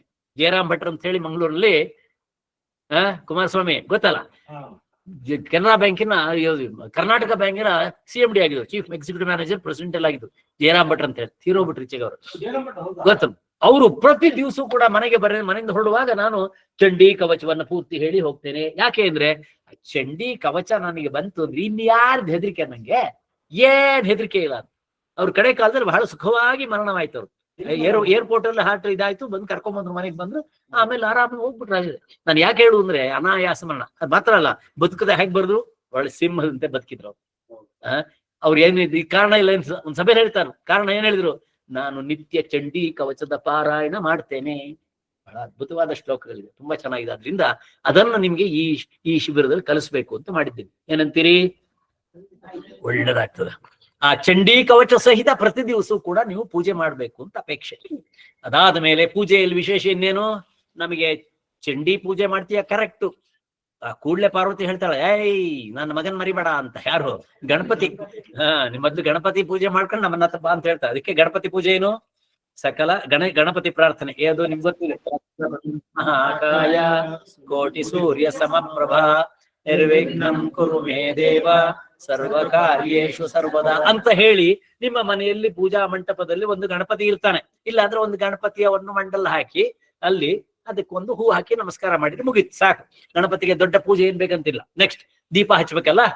ದೀಪ ಹಚ್ಬೇಕಾದ್ರೆ ಭೋ ದೀಪ ದೇವಿ ರೂಪಸ್ತ್ವಂ ಕರ್ಮ ಸಾಕ್ಷಿ ಹ್ಯವಿಘ್ನಕೃತ್ ಯಾವತ್ ಪೂಜಾ ಸಮಾಪ್ತಿ ಸ್ಯಾತ್ ತಾವತ್ವಂ ಸುಸ್ಥಿರೋ ಭವ. ಇನ್ನೊಮ್ಮೆ ಹೇಳಿ, ಎಲ್ರು ಶ್ಲೋಕ ಹೇಳಿದ್ನ? ಭೋ ದೀಪ ದೇವಿ ರೂಪಸ್ತ್ವಂ ಕರ್ಮ ಸಾಕ್ಷಿ ಹ್ಯವಿಘ್ನಕೃತ್ ಯಾವತ್ ಪೂಜಾ ಸಮಾಪ್ತಿ ಸ್ಯಾತ್ ತಾವತ್ ತ್ವಂ ಸುಸ್ಥಿರೋ ಭವ. ಸರಳವಾಗಿ ನಿಮ್ಗೆ ಇದರ ಅರ್ಥ ಸಂಸ್ಕೃತ ಕಲಿತಾ ಇದ್ದೀರಿ ನೀವು, ಆದ್ರಿಂದ ನಿಮ್ಗೆ ಗೊತ್ತಿದೆ. ಭೋ ದೀಪದೇವಿ. ದೀಪ ಅಂದ್ರೆ ಯಾರು? ದೇವಿ. ಇದು ನೀನು ಯಾವ ರೂಪ? ನೀನು ಭೋ ದೀಪ ದೇವಿ. ದೇವಿ ರೂಪ ತುಂ ದೀಪ. ದೇವಿಯ ರೂಪದಲ್ಲಿರ್ತಕ್ಕಂಥ ಎಲೆ ದೀಪವೇ ನಿಂಗೆ ನಮಸ್ಕಾರ. ನೀನು ಕರ್ಮಸಾಕ್ಷಿ. ಕರ್ಮಸಾಕ್ಷಿ ಅಂದ್ರೇನು? ನಾನು ಮಾಡುವ ಎಲ್ಲ ಕರ್ಮವನ್ನು ನೋಡ್ತಾ ಇರ್ತೀಯ ನೀನು. ಕರ್ಮಸಾಕ್ಷಿ. ನಾನು ಮಾಡುವ ಎಲ್ಲ ಕರ್ಮವನ್ನು ನೋಡ್ತಾ ಇರ್ತಾರೆ. ಯಾರಿಗೂ ಕಾಣದೇ ಇದ್ದಾಗ ನಾವು ಕೆಲವು ಕೆಲಸ ಮಾಡ್ಬೋದಲ್ವಾ? ಆಗಲ್ಲ. ಯಾರಿಗೂ ಕಾಣದೇ ಇದ್ದಾಗ ಮಾಡಕ್ಕಾಗತ್ತಾ? ಮುಸ್ಕಾಕಂಡೇ ಮಾಡುದು, ಯಾರಿಗೂ ಕಾಣಲ್ಲ. ಆದ್ರೂ ಒಳಗ್ ಕೂತ್ಕೊಂಡ್ಬಿಟ್ಟಿದ್ದಾನೆ ಒಬ್ಬ ಬಂದು, ಅವನೇ ಸಾಕ್ಷಿ ಪುರುಷ. ನನ್ನ ಎಲ್ಲ ಕರ್ಮಗಳಿಗೆ ಸಾಕ್ಷಿ ಯಾರು? ದೀಪ. ಈಗ ನಾನ್ ಮಾಡ್ತಿರುವ ಕರ್ಮಕ್ಕೆ ಸಾಕ್ಷಿಯಾಗಿರುವ ದೀಪ ನೀನಿದ್ದೀಯೇ. ಯಾವತ್ತು ಪೂಜಾ ಸಮಾಪ್ತಿ ಸ್ಯಾತ್, ನನ್ನ ಪ್ರಾರ್ಥನೆನು ಪೂಜೆ ಆಗುವವರೆಗೆ ನೀನು ಸ್ಥಿರವಾಗಿ ನಿಲ್ಲು ಅಂತನ್ನುವಾಗ ಆ ದೀಪಕ್ಕೆ ಚೌಕಾಶಿ ಮಾಡಿ ಒಂದೇ ಮಿಳ್ಳೆ ಎಣ್ಣೆ ಹಾಕಿದ್ರೆ ಆಗುದಿಲ್ಲ. ಓ ದೇವಿ ದೀಪ ಈಗ ನೀ ಉರಿ ಅಂತ ಹೇಳಿದ್ವಿ, ಎಣ್ಣೆ ಹಾಕಿದಿರಿ ಪಾಪ ಅದೇನ್ ಮಾಡುತ್ತೆ. ಸೊ ಚೆನ್ನಾಗಿ ಎಣ್ಣೆ, ಸಾಧ್ಯ ಆದ್ರೆ ತುಪ್ಪ ಕಾಸ್ಟ್ಲಿ ಈಗ, ನಾಳಿಂದ ಕಡಿಮೆ ಆಗುತ್ತೆ ತುಪ್ಪ ರೇಟ್. ಆದ್ರಿಂದ ತುಪ್ಪ ಇಲ್ದಿದ್ರೆ ಎಣ್ಣೆ ದೀಪ. ಆ ದೀಪವನ್ನು ನಾವು ಏನ್ ಮಾಡ್ಬೇಕು? ದೀಪದ ಬುಡಕ್ಕೆ ಒಂದು ಹೂ ಹಾಕಿ ನಮಸ್ಕಾರ ಮಾಡಿ ಬಹಳ ಸರಳವಾದ ಪೂಜೆ ಹೇಳ್ಕೊಡ್ತಾ ಇದ್ದೀನಿ, ನಿಮ್ಗೆ ತಲೆ ಬಿಸಿ ಮಾಡ್ಲಿಕ್ಕಿಲ್ಲ. ದೀಪೇಸ್ಮಿನ್ ಮಹಾಕಾಲಿ ಮಹಾಲಕ್ಷ್ಮಿ ಮಹಾಸರಸ್ವತಿ ದೇವತಾ ಸ್ವರೂಪಿ ಶ್ರೀ ಲಲಿತಾ ಪರಮೇಶ್ವರಿ ಆವಾಹಯಾಮಿ ಸ್ಥಾಪಯಾಮಿ ಪೂಜಯಾಮಿ. ಇನ್ನೊಂದ್ಸರಿ ಹೇಳಿ. ದೀಪೇಸ್ಮಿನ್ ಅಂದ್ರೆ ಈ ದೀಪದಲ್ಲಿ ಮಹಾಕಾಲಿಯನ್ನು, ಮಹಾಲಕ್ಷ್ಮಿ, ಮಹಾಸರಸ್ವತಿ ದೇವತಾ ಸ್ವರೂಪಿ ಲಲಿತಾ ಪರಮೇಶ್ವರಿಯನ್ನು ಆವಾಹಯಾಮಿ ಸ್ಥಾಪಯಾಮಿ ಪೂಜಯಾಮಿ. ಇಷ್ಟಾಗ್ಬಿಟ್ರೆ ಔಪಚಾರಿಕವಾಗಿ ಬೂದೋಯ್ತು. ದೊಡ್ಡ ದೊಡ್ಡ ಇದರಲ್ಲ ವ್ರತಗಳೆಲ್ಲ ಇದನ್ನೆಲ್ಲ ತಿಕ್ಕಾಪಟ್ಟೆ ಮಾಡಿಸ್ತಾರೆ, ಸರಿ ಸರಳ ಮಾಡ್ಬಿಟ್ಟಿದ್ದಾರೆ. ಅದಾದ್ಮೇಲೆ ಯಾವತ್ತು ಪೂಜಾ ಸಮಾಪ್ತಿ, ಯಾವತ್ತು ಎಲ್ಲಿವರೆಗೆ ಪೂಜಾ ಸಮಾಪ್ತಿ ಆಗುವುದಿಲ್ಲವೋ ಅಲ್ಲಿವರೆಗೆ, ಪೂಜಾ ಸಮಾಪ್ತಿ ಆಗುವವರೆಗೆ, ಯಾವತ್ತು ಪೂಜಾ ಸಮಾಪ್ತಿ ಅಲ್ಲಿವರೆಗೆ ಅವಿಘ್ನಕೃತ, ವಿಘ್ನವೇ ಆಗದ ಹಾಗೆ ಅವಿಘ್ನವಾಗಿ ನೀನು ಸುಸ್ಥಿರವಾಗಿ ಇದ್ದು ಬಿಡು ಅಂತ. ಪೂಜೆ ಮಾಡ್ತಿದ್ದಾಗ ಸುಬ್ಬಲಕ್ಷ್ಮಿ ಪೂಜೆ ಮಾಡಿದ ಅಕಸ್ಮಾತ್ ದೀಪ ಆರಿ ಹೋದ್ರೆ ಅಯ್ಯೋ ಅಂತ ಆಗತ್ತೆ ನಮ್ಗೆಲ್ಲ. ಹಾಗೆಲ್ಲ ಆಗುದು ಬೇಡ ಇದು ಅಂತ ಅರ್ಥ. ಏನು ಅವಿಘ್ನವಾಗುವುದು ಬೇಡ ಅಂತ ಅಲ್ವಾ? ಸುಸ್ಥಿರವಾಗಿರು, ಸ್ಥಿರವಾಗಿ ಆರದೆ ಇರು ಅಂತ. ನೆಕ್ಸ್ಟ್ ಅದಾದ್ಮೇಲೆ ಒಂದು ಧ್ಯಾನಂ. ಈ ಧ್ಯಾನ ಎಲ್ರಿಗೂ ಬರ್ತದೆ. ಲಲಿತಾ ಪರಮೇಶ್ವರಿ, ದುರ್ಗಾ ಪರಮೇಶ್ವರಿ ಮತ್ತು ಲಲಿತಾ ಸಹಸ್ರನಾಮದಲ್ಲಿ ಬರ್ತದೆ. ಎಲ್ಲ ಹೇಳ್ಬಿಡಿ. ಸಿಂಧೂರಾರುಣ ವಿಗ್ರಹಾಂ ತ್ರಿನಯನಾಂ ಮಾಣಿಕ್ಯ ಮೌಲಿ ಸ್ಫುರತ್ ತಾರಾನಾಯಕ ಶೇಖರಾಂ ಸ್ಮಿತಮುಖೀಂ ಆಪೀನವಕ್ಷೋರುಹಾಂ ಪಾಣಿಭ್ಯಾಮಲಿಪೂರ್ಣ ರತ್ನ ಚಷಕಂ ರಕ್ತೋತ್ಪಲಂ ಬಿಭ್ರತೀಂ ಸೌಮ್ಯಾಂ ರತ್ನ ಘಟಸ್ಥ ರಕ್ತ ಚರಣಾಂ ಧ್ಯಾಯೇತ್ ಪರಾಮಂಬಿಕಾಂ. ಸೌಮ್ಯಳಾಗಿರ್ತಕ್ಕಂಥ ಪರಮ ಅಂಬಿಕೆ, ಎಲ್ಲ ತಾಯಂದ್ರಿಗೂ ತಾಯಿಯಾಗಿರ್ತಕ್ಕಂಥ ಲಲಿತಾಂಬಿಕೆಯನ್ನು ಈ ಸ್ತೋತ್ರದಿಂದ ನಾನು ಸ್ತುತಿ ಮಾಡಿ ಶ್ರೀಲತಾ ಪರಮೇಶ್ವರಿ ನಮಃ ಧ್ಯಾನಂ ಸಮರ್ಪಯಾಮಿ. ನೋಡಿ, ಇಲ್ಲಿಂದ ಮುಂದೆ ಧ್ಯಾನ, ಆವಾಹನೆ, ಅಭಿಷೇಕ, ಪೂಜಾ ಒಂದೊಂದೇ ಸ್ಟಾರ್ಟ್ ಆಗ್ತದೆ. ಇದೆಲ್ಲ ಮಾಡುವಾಗ ಎದುರಿರ್ತಕ್ಕಂತಹ ದೇವಿ ಯಾರಿದ್ದಾಳೆ, ಅವಳು ನಂದೇ ಅಮ್ಮ ಬಂದು ಕೂತ್ಕೊಂಡಿದ್ದಾಳೆ ಅಂತ ಭಾವನೆಯಿಂದ, ನಮ್ಮಮ್ಮ, ನಮ್ಮೆಲ್ಲರ ಅಮ್ಮಂದ್ರಿಗೆ ಅಮ್ಮ ಪ್ರೀತಿಯಿಂದ ಬಂದು ಕೂತಿದ್ದಾಳೆ ಅನ್ನುವಂತ ಆ ರೀತಿಯಿಂದ ನಾವು ಅವಳನ್ನ ಆವಾಹನೆ ಮಾಡ್ತಾ ಇದ್ದೇವೆ. ಆವಾಹನೆಗೆ ಒಂದು ಶ್ಲೋಕ ಏನದು? ದೇವಿ ಪ್ರಸನ್ನಾರ್ತಿ ಹರೇ ಪ್ರಸೀದ ಪ್ರಸೀದ ಮಾತರ್ಜಗದೋಖಿಲಸ್ಯ ಪ್ರಸೀದ ವಿಶ್ವೇಶ್ವರಿ ಪಾಹಿ ವಿಶ್ವಂ ತ್ವಮೀಶ್ವರಿ ದೇವಿ ಚರಾಚರಸ್ಯ. ಇಲ್ಲಿ ದುರ್ಗಾ ಸಪ್ತಶತಿಯ ಮಂತ್ರ ಸ್ವರೂಪವಾದ ಅನೇಕ ಶ್ಲೋಕಗಳನ್ನು ಹಾಕಿಬಿಟ್ಟಿದ್ದಾರೆ. ಅದರಿಂದ ಅದ್ಭುತವಾಗಿದೆ ನಿಮಗೆ. ದೇವಿ ಪ್ರಸನ್ನ, ಆರ್ತಿ ಹರೇ, ಆರ್ತ ಅಂದ್ರೆ ದುಃಖ, ನಮ್ಮೆಲ್ಲರ ದುಃಖವನ್ನು ದೂರ ಮಾಡ್ತಕ್ಕಂಥ ಪ್ರಸನ್ನಳಾಗಿರ್ತಕ್ಕಂಥ ಮಾತರ್ಜಗತೋಖಿಲಸ್ಯ, ಅಖಿಲ ಜಗತ್ತಿಗೆ ತಾಯಿಯಾಗಿರ್ತಕ್ಕಂಥ ವಿಶ್ವೇಶ್ವರಿ ಪಾಹಿ ತ್ವಮೀಶ್ವರಿ ತ್ವಂ ಚರಾಚರಸ್ಯ, ಎಲ್ಲ ಜಗತ್ತಿನ ಚರಾಚರ ವಸ್ತುಗಳಿಗೆಲ್ಲ ಈಶ್ವರಿಯಾಗಿದ್ದೀಯೇ ಲಲಿತಾ ಪರಮೇಶ್ವರಿ. ಆವಾಹಯಾಮಿ ಸ್ಥಾಪಯಾಮಿ ಪೂಜೆಯಾಮಿ. ನಾವು ಎದುರುಗಡೆ ನಮ್ಮ ಒಳಗಿರ್ತಕ್ಕಂಥ ಆತ್ಮಸ್ವರೂಪ ದೇವಿಯನ್ನ ಆವಾಹನೆ ಮಾಡಿ ಒಂದು ಕಲಶ ಪೂಜೆ ಮಾಡ್ಬೇಕು. ಕಲಶ ಪೂಜೆ ಅಂದ್ರೆ ಏನ್ ಮಾಡ್ಬೇಕು? ಒಂದು ತಂಬಿಗೆ ಅಂದ್ರೆ ದೊಡ್ಡ ತಂಬಿಗೆ ಬೇಕಿಲ್ಲ ನಮಗೆ, ಸಣ್ಣದ್ದು ಸಾಕು ಅಂತಂದು. ಆ ತಂಬಿಗೆಯಲ್ಲಿ ತಾಮ್ರದ ತಂಬಿಗೆ ವಿಶೇಷವಾಗಿರ್ತದೆ. ಅದನ್ನ ಇಟ್ಕೊಂಡು ಚೆನ್ನಾಗಿ ತೊಳೆದು ಅಲ್ಲಿ ಇಟ್ಕೊಂಡು ಅದರಲ್ಲಿ ನೀರು, ಶುದ್ಧ ನೀರು ಇಟ್ಕೊಂಡು ಅದಕ್ಕೆ ಸುತ್ತಲೂ ಕೂಡ ಗಂಧ ಹಚ್ಚಿ, ಕುಂಕುಮ ಹಚ್ಚಿ, ಅರಿಶಿಣ ಹಚ್ಚಿ, ಅಕ್ಷತ ಹಾಕಿ, ಅದ್ರೊಳಗೆ ಹೂ ಹಾಕಿ ಅದನ್ನ ಅಲಂಕರಿಸಿ ಏನ್ ಹೇಳ್ಬೇಕು? ಈ ಗಂಗೆ ಇದ್ರೊಳಗೆ ಯಾರ್ಯಾರು ಬರ್ಬೇಕು? ಗಂಗೆ ಚ ಯಮುನೆ ಚೈವ ಗೋದಾವರಿ ಸರಸ್ವತಿ ನರ್ಮದೆ ಸಿಂಧು ಕಾವೇರಿ ಜಲೇಸ್ಮಿನ್ ಸನ್ನಿಧಿಂ ಕುರು. ಅಸ್ಮಿನ್ ಜಲೇ, ನಿಮ್ಗೆಲ್ಲ ಸಂಸ್ಕೃತ ಓದೋರು ಗೊತ್ತಿದೆ. ಈ ನೀರಿನಲ್ಲಿ, ಅಸ್ಮಿನ್ ಅಂದ್ರೆ ಇಲ್ಲಿ, ಅಸ್ಮಿನ್ ಜಲೇ, ಈ ನೀರಿನಲ್ಲಿ ಸನ್ನಿಧಿಂ ಕುರು, ಸನ್ನಿಧಿ ಆಗು, ಸಾನ್ನಿಧ್ಯ ಬರಲಿ. ಯಾರ ಸಾನ್ನಿಧ್ಯ? ಗಂಗೆ, ಯಮುನೆ, ಸರಸ್ವತಿ, ಗೋದಾವರಿ, ನರ್ಮದಾ, ಸಿಂಧು, ಕಾವೇರಿ. ಸಾಕಲ್ಲ, ಎಲ್ಲ ದೇವರು ಬಂದ್ರು. ಈ ಎಲ್ಲಾ ದೇವತೆಗಳ, ಈ ಎಲ್ಲಾ ನದಿಗಳ ನೀರು ಬಂದಿದೆ ಅಂತ ಹೇಳಿ ಆ ಪವಿತ್ರ ಜಲವನ್ನ ಮುಂದೆ ನಾನು ಪ್ರೋಕ್ಷಣೆ ಮಾಡ್ಕೊಳ್ಬೇಕು. ಪೂಜಾ ದ್ರವ್ಯಗಳಿಗೆ ಪ್ರೋಕ್ಷಣೆ ಮಾಡ್ಬೇಕು, ಕೂತವರಿಗೆ ಪ್ರೋಕ್ಷಣೆ ಮಾಡಿಬಿಟ್ಟು ಈಗ ದೇವಿಗೆ ಒಂದು ಉದ್ಧರಣೆಯಲ್ಲಿ ನೀರು ತೆಗೆದ್ಬಿಟ್ಟು, ಪಾದ್ಯ ಅಂದ್ರೆ ಒಂದು ಉದ್ಧರಣೆ ನೀರನ್ನ ತೆಗೆದು ದೇವಿಗೆ ತೋರಿಸಿ ಕೆಳಗೆ ಹಾಕೋದು, ಇನ್ನೊಂದು ಉದ್ಧರಣೆ ನೀರು ತೆಗೆದು ಹಾಗೆ ಈ ರೀತಿ ಮಾಡುವಂತದ್ದೇ ಇದು. ಒಂದು ಪಾದ್ಯ, ಒಂದು ಅರ್ಘ್ಯ, ಒಂದು ಆಚೆಮ. ಸಂಸ್ಕೃತದಲ್ಲಿ ಪಾದ್ಯ ಅಂದ್ರೇನು? ಪಾದಕ್ಕೆ ಕೊಡುವ ನೀರು ಅಂದ್ರೇನು? ಮನೆಗೆ ಅತಿಥಿಗಳು ಬರ್ತಿದ್ದಾಗೆ ಫಸ್ಟ್ ಕೊಡುದು ಯಾವುದು? ಪಾದ್ಯ, ಕಾಲಿಗೆ ನೀರು, ಕಾಲು ತೊಳ್ಕೊ. ಆಮೇಲೆ ಅರ್ಘ್ಯ ಅಂದ್ರೆ ಕುಡಿಯಕ್ ನೀರು, ಅಲ್ಲ ಇದು ಕೈ ತೊಳಿಕ್ ನೀರು. ಕಾಲು ತೊಳಿಕ್ ಆಯ್ತು, ಕೈ ತೊಳ್ದಾಯ್ತು, ಅರ್ಘ್ಯ. ಆಚಮನ ಅಂದ್ರೆ ಕುಡಿಯಕ್ ನೀರು. ಅದನ್ನೇ ತ್ವಂ ವೈಷ್ಣವೀ ಶಕ್ತಿರನಂತ ವೀರ್ಯ ವಿಶ್ವಸ್ಯ ಬೀಜಂ ಪರಮಾಸಿ ಮಾಯಾ ಸಮ್ಮೋಹಿತಂ ದೇವಿ ಸಮಸ್ತಮೇತದ್ ತ್ವಂ ವೈ ಪ್ರಸನ್ನಾ ಭುವಿ ಮುಕ್ತಿ ಹೇತು. ನೀನು ಪ್ರಸನ್ನಳಾದಳೆ ಭೂಮಿಯಲ್ಲಿಯೇ ನನಗೆ ಮುಕ್ತಿ. ಜೀವನ್ ಮುಕ್ತಿ ಅಂತ ಕೇಳಿರಲ್ಲ, ಜೀವನ್ ಮುಕ್ತಿ ಅಂತ ಕೇಳಿರಲ್ಲ. ನಮ್ಮ ಸುತ್ತಲೂ ಅನೇಕರಿದ್ದಾರಲ್ಲ, ಅನೇಕರು ಅವಧೂತರು ಕೇಳಿದಿರಲ್ಲ, ಇವೆಲ್ಲ ಸಕ್ರಾಯಪಟ್ಟಣದ ಅವಧೂತರು ಕೇಳಿದಿರಲ್ಲ. ಜೀವನ್ ಮುಕ್ತರು. ನಾನು ಜೀವಂತ ಇದ್ದು ಈ ಲೋಕದಲ್ಲಿ ಎಲ್ಲ ಕೆಲಸ ಮಾಡ್ತಾ ಇರ್ಬೇಕು, ನಾನು ಬೇಗ ಹೋಗ್ಬೇಕು ಅಂದ್ರೆ ಆಗಲ್ಲ, ಜೀವಂತವಾಗೇ ಇರ್ತೇನೆ ನಾನು. ಆದ್ರೆ ಮುಕ್ತಿಯ ಆನಂದವನ್ನು ಅನುಭವಿಸಿದ ಮಾಡು ದೇವಿ ಅಂತ ಪ್ರಾರ್ಥನೆ ಮಾಡ್ತಾ, ಮುಕ್ತಿ ಹೇತು ನೀನು ಪ್ರಸನ್ನಳಾದರೆ ದೇವಿ ನನಗೆ ಮುಕ್ತಿಯ ಸುಖ ಸಂತೋಷ ಸಿಕ್ಕುತ್ತದೆ ಅಂತ ಪ್ರಾರ್ಥನೆ ಮಾಡ್ತಾ, ಕಲಶದ ನೀರಿನಿಂದ ಒಂದು ಉದ್ಧರಣೆ ನೀರನ್ನ ಹಾಕ್ಬಿಟ್ಟು, 2-3 ಉದ್ಧರಣೆ ನೀರನ್ನ ಹಾಕ್ಬಿಟ್ಟು, ಶ್ರೀ ಲಲಿತಾ ಪರಮೇಶ್ವರೇ ಮಹ ಪಾದಾರ ವಿಂದಯೋ ಪಾದ್ಯಂ ಸಮರ್ಪಯಾಮಿ. ನಿನ್ನ ಪಾದಗಳಿಗೆ ನಾನು ನೀರ್ ಹಾಕಿ ತೊಳಿತಾ ಇದ್ದೇನೆ. ಹಸ್ತಯೋ ಅರ್ಘ್ಯಂ ಸಮರ್ಪಯಾಮಿ. ನಿನ್ನ ಕೈಗೆ ನೀರ್ ಹಾಕ್ತಿದ್ದೇನೆ, ಕೈ ತೊಳ್ಕೋ. ಮುಖೇ ಆಚಮನೀಯಂ ಸಮರ್ಪಯಾಮಿ. ನಿನ್ಗೆ ಬಾಯಿಗೆ ನೀರ್ ಕೊಡ್ತಾ ಇದ್ದೇನೆ, ಕುಡಿ ಅಂತ ಹೇಳಿ ಆ ಒಂದು ಮಗುವಿಗೆ ಕನ್ನಿಕಾ ಮುತ್ತೈದೆ 10 ವರ್ಷದ ಒಂದು ಹುಡುಗಿಯನ್ನು ಕೂರಿಸ್ಕೊಂಡು ಅವಳಿಗೆ ನೀನು ಕೈಕಾಲು ತೊಳೆದು ನೀರು ಕೊಟ್ಟು ಎಲ್ಲ ಮಾಡಿದ ರೀತಿಯಲ್ಲಿ ಮಾಡ್ತಾ ಇದ್ದೀರಿ. ಅದಾದ ಮೇಲೆ ದೇವಿಗೆ ಅಭಿಷೇಕ ಮಾಡ್ಬೇಕು. ಇದನ್ನ ಮಾಡುವಾಗ ನಿಮ್ಮಲ್ಲಿ ಏನಾದ್ರು ಸಣ್ಣ ವಿಗ್ರಹ ಇದ್ರೆ, ದೇವಿಯ ವಿಗ್ರಹ ಇದ್ರೆ ಅದಿಟ್ಕೊಂಡು ಅದಕ್ಕೆ ನೀರ್ ಹಾಕಿ ಸ್ನಾನ ಮಾಡಿಸ್ಬೋದು.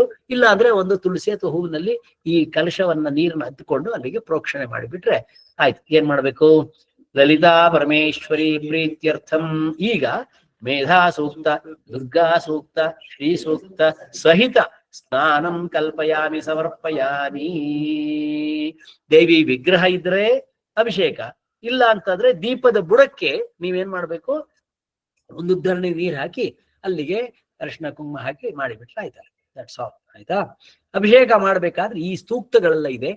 ಇದನ್ನ ಮುಂದೆ ನಾನು ಕಲಿಸ್ತೇನೆ. ಸಾಧ್ಯ ಆದ್ರೆ ಆ ಸೂಕ್ತಗಳನ್ನು ಹೇಳಿ, ಇಲ್ಲ ಅಂತ ಆದ್ರೆ ಇದು ಬರೀ ಮಂತ್ರ ಹೇಳ್ಬಿಟ್ಟು ಅಲ್ಲಿಗೆ ಈ ಶ್ಲೋಕ ಹೇಳ್ಬಿಟ್ಟು ಅಭಿಷೇಕ ಮಾಡ್ಬಿಟ್ರೆ ಅಭಿಷೇಕ ಆಯ್ತು, ದೇವಿ ಅಭಿಷೇಕ ಆಯ್ತು. ಅಲ್ಲಿಗೇನಾಯ್ತು? ಆವಾಹನೆ ಆಯ್ತು, ಪಾದ್ಯ ಆಯ್ತು, ಅರ್ಘ್ಯ ಆಯ್ತು, ಆಚಮನ ಆಯ್ತು, ಅಭಿಷೇಕ ಆಯ್ತು. ಇನ್ನು ಕೆಲವರು ಕೇಳ್ತಾರೆ, ಕೇಳೋ ಮೊದಲು ನಾನೇ ಹೇಳ್ಬಿಡ್ತೀನಿ. ನೀವೇನಾದ್ರೂ ಪ್ರತಿ ದಿವಸವೂ ಕೂಡ ದೇವಿಗೆ ಪಂಚಾಮೃತದ ಅಭಿಷೇಕ ಮಾಡ್ಬೇಕು ಅಂತ ಆಸೆ ಇದ್ರೆ ಮಾಡಿ. ಏನ್ ಮಾಡ್ಬೇಕು? ಒಂದ್ ಸ್ವಲ್ಪ ಏನೇನು ಪಂಚಾಮೃತ ಅಂದ್ರೆ ಹಾಲು, ಮೊಸರು, ತುಪ್ಪ, ಜೇನು, ಸಕ್ಕರೆ ಅಥವಾ ಬೆಲ್ಲ, ಇದಿಷ್ಟನ್ನ ಒಂದು ಪಾತ್ರೆಗೆ ಹಾಕೊಂಡ್ಬಿಡುದು. ಇಷ್ಟು ಮಿಕ್ಸ್ ಮಾಡ್ಬಿಟ್ಟು ಅದನ್ನ ದೇವಿಗೆ ಹಾಕ್ಬಿಟ್ಟು ಅಭಿಷೇಕ ಮಾಡಿ ಅನಂತರ ನೀರ್ ಹಾಕಿ ದೇವಿಯನ್ನ ತೊಳೆದು ಇಟ್ಬಿಟ್ರೆ ಇನ್ನೂ ಪ್ರೀತಿ ಆಗುತ್ತೆ. ಅದೇ ನಿಮಗೆ ಅನಂತರ ತೀರ್ಥ ಪ್ರಸಾದ ತೀರ್ಥವಾಗಿ ಸಿಗ್ತದೆ. ಇದು ಪಂಚಾಮೃತ ಸಹಿತ ದೇವಿ ಅಭಿಷೇಕಂ ಕರಿಷ್ಯೇ. ದೇವಿ ಅಭಿಷೇಕ ಆಗೋಯ್ತು. ಇಷ್ಟೇ. ಇದೆಲ್ಲ ಹೇಳ್ಬೇಕು. ಅದೇನ್ ಮಂತ್ರ ಹೇಳ್ಬೇಕು ಅದೆಲ್ಲ ಬೇರೆ ಇದೆ. ಮಂತ್ರ ಹೇಳ್ದಿದ್ರು ಇಷ್ಟೇ ಹೇಳ್ಬಿಟ್ಟು ನೀವು ಅಭಿಷೇಕ ಮಾಡ್ಬಿಟ್ಟು ಕೂತ್ಕೊಂಡ್ರು ಆಗೋದು, ಸುಲಭ ಆಯ್ತು. ಅದಾದ್ಮೇಲೆ ಸ್ನಾನ ಆದ್ಮೇಲೆ ದೇವಿಗೆ ಏನ್ ಮಾಡ್ಬೇಕು? ನಮ್ಗೆಲ್ಲ ಏನ್ ಮಾಡ್ತೀವಿ? ನಮ್ಮ ಮನೆ ಮಕ್ಕಳಿಗೆ ಸ್ನಾನ ಆದ್ಮೇಲೆ ಏನ್ ಮಾಡ್ತೀವಿ? ಬಟ್ಟೆ ಹಾಕ್ತೀವಿ. ಅದೇ ವಸ್ತ್ರಾಲಂಕಾರ. ಖಡ್ಗಿನಿ ಹೇಳಿ. ಖಡ್ಗಿನಿ ಶೂಲಿನಿ ಘೋರ ಗದಿನಿ ಚಕ್ರಿಣಿ ತಥಾ ಶಂಕಿನಿ ಚಾಪಿನಿ ಬಾಣ ಭುಷುಂಡಿ ಪರ್ಯಾಯುಧ. ಇದು ಲಲಿತಾ ಪರಮೇಶ್ವರಿಯ ಯಾವುದು ಸಪ್ತಶತಿಯಲ್ಲಿ, ದುರ್ಗಾ ಸಪ್ತಶತಿಯಲ್ಲಿ ದೇವಿಗೆ ಇದೆಲ್ಲ ಕೈಯಲ್ಲಿ ಬರ್ತಕ್ಕಂಥ ವಸ್ತ್ರಗಳು, ವಸ್ತ್ರಾಲಂಕಾರ ಇದೆಲ್ಲ ಬರ್ತಾ ಇದೆ. ವಸ್ತ್ರ ಮತ್ತು ಆಭರಣಗಳು ಮಾತ್ರ ಅಲ್ಲ, ಆಯುಧಗಳು ಇವೆಲ್ಲ. ಇನ್ನೊಮ್ಮೆ ಹೇಳಿ. ಖಡ್ಗಿನಿ ಶೂಲಿನಿ ಘೋರ ಗದಿನಿ ಚಕ್ರಿನಿ ತಥಾ ಶಂಕಿನಿ ಚಾಪಿನಿ ಬಾಣ ಭೂಷಣಿ ಪರಿಹಾಯುಧ. ಶ್ರೀಲತಾ ಪರಮೇಶ್ವರಿಯೈ ನಮಃ. ವಸ್ತ್ರಯುಗ್ಮಂ ಸಮರ್ಪಯಾಮಿ. ಇಷ್ಟ ಹೇಳ್ಬಿಟ್ಟು ಲಲಿತಾ ಪರಮೇಶ್ವರಿಗೆ ಒಂದು ವಸ್ತ್ರ ಅಂದ್ರೇನು? ಹೆಜ್ಜೆ ವಸ್ತ್ರ ಇಲ್ಲದೆ ಇದ್ದವರು ಒಂದು ಹೂ ಹಾಕ್ಬಿಟ್ರು ಸಾಕಾಗತ್ತೆ. ಆಯ್ತಾ? ಅಲ್ಲಿಗೆ ಇನ್ನು 13ನೇದು ಆಭರಣ ಅಲಂಕಾರ. ಇದಕ್ಕೇನ್ ಮಾಡ್ಬೋದು? ಎಲ್ಲ ಹೆಣ್ಮಕ್ಳು ಪೂಜೆ ಕೂತಿರ್ತೀರಿ, ನಿಮ್ದೇ ಒಂದ್ ಸರ ಇರ್ತದೆ, ಅಥವಾ ಕೈಯಲ್ಲಿ ಒಂದು ಉಂಗುರ ಇರ್ತದೆ. ಏನಾದ್ರೂ ಒಂದು ಆಭರಣವನ್ನ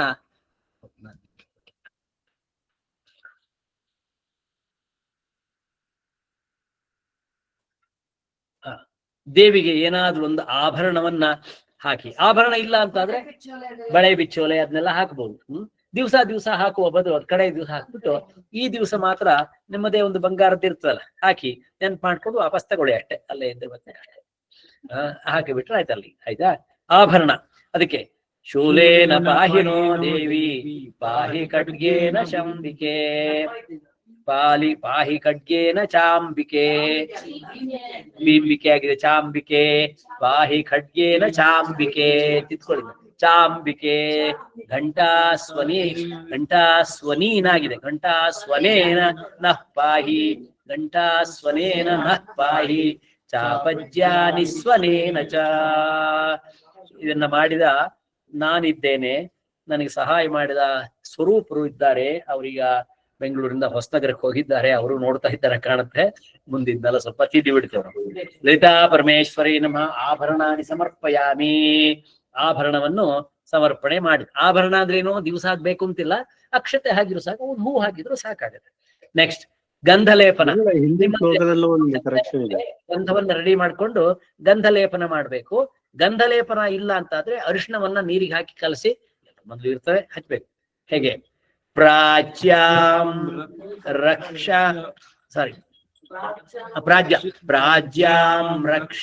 ಪ್ರತೀಚ್ಯಾಂ ಚ. ಸಾರಿ, ಅಲ್ಲಿ ಮತ್ತೊಂದು ತಪ್ಪಾಗಿದೆ, ತಿದ್ಕೊಳ್ಳಿ. ಪ್ರಾಚ್ಯಾಂ ಅದು ಜಾಲ. ಪ್ರಾಚ್ಯಾಂ ರಕ್ಷ ಪ್ರತೀಚ್ಯಾಂ ಚ ಚಂಡಿಕೆ ರಕ್ಷ ದಕ್ಷಿಣೆ. ಬ್ರಾಹ್ಮಣೀನಾತ್ಮಶೂಲಸ್ಯ ಉತ್ತರಸ್ಯಾಂ ತಥೇಶ್ವರಿ. ಪ್ರಾಚ್ಯಾಂ ಪೂರ್ವ ದಿಕ್ಕು, ಪ್ರತೀಚ್ಯಾಂ ಪಶ್ಚಿಮ, ಚಂಡಿಕೆ ರಕ್ಷ ದಕ್ಷಿಣೆ, ಬ್ರಾಹ್ಮಣೀನಾತ್ಮಶೂಲಸ್ಯ ಉತ್ತರಸ್ಯಾಂ, ಎಲ್ಲ 4 ದಿಕ್ಕುಗಳಿಂದಲೂ ನೀವು ನನ್ನನ್ನ ರಕ್ಷಿಸು ಅಂತ ಕೇಳುವ ಒಂದು ಮಂತ್ರ. ಆಮೇಲೆ ಗಂಧವನ್ನ ದೇವಿಗೆ ಹಚ್ಚಿ ಬಿಡುದು. ಗಂಧದ್ವಾರಾಂ ದುರಾದರ್ಶಾಂ ನಿತ್ಯಪುಷ್ಟಾಂ ಕರೀಷಿಣೀಂ ಈಶ್ವರೀಂ ಸರ್ವಭೂತಾನಾಂ ತಾಮಿಹೋಪಹ್ವಯೇ ಶ್ರಿಯಂ ಶ್ರೀ ಲಲಿತಾಂಬಿಕಾಯೈ ನಮಃ ದಿವ್ಯ ಪರಿಮಳ ಗಂಧಾನ್ ಧಾರಯಾಮಿ. ಅಲ್ಲಿ ತಾಮಿಹೋಪಹ್ವಯೇ ಶ್ರಿಯಂ, ತಾಮಿಹೋಪ ಅದು ಹ್ಯೋಪ ಆಗಿದೆ. ತಾಮಿಹೋಪಹ್ವ ಆಕೆ ವಾವತ್ತು, ಹ್ವಯೇ ಶ್ರಿಯಂ, ತಾಮಿಹೋಪಹ್ವಯೇ ಶ್ರಿಯಂ. ಆಯ್ತು, ಇದನ್ನೆಲ್ಲ ಸ್ವಲ್ಪ ತಿದ್ಕೊಳ್ಳಿ.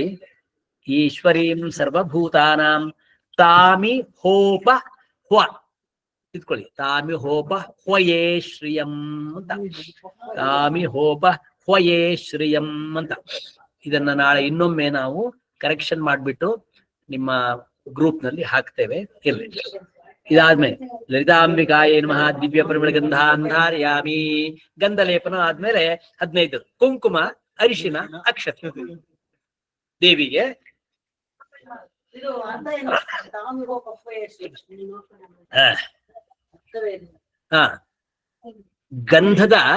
ಗಂಧವನ್ನ ಲೇಪ ಮಾಡ್ತಾ ಇದ್ದೇನೆ ಅಂತ ಅರ್ಥ ಅಷ್ಟೇ, ವಿಶೇಷ ಅರ್ಥ ಏನ್ ನಾನು ಈಗ ನೋಡ್ತಾ ಇಲ್ಲ.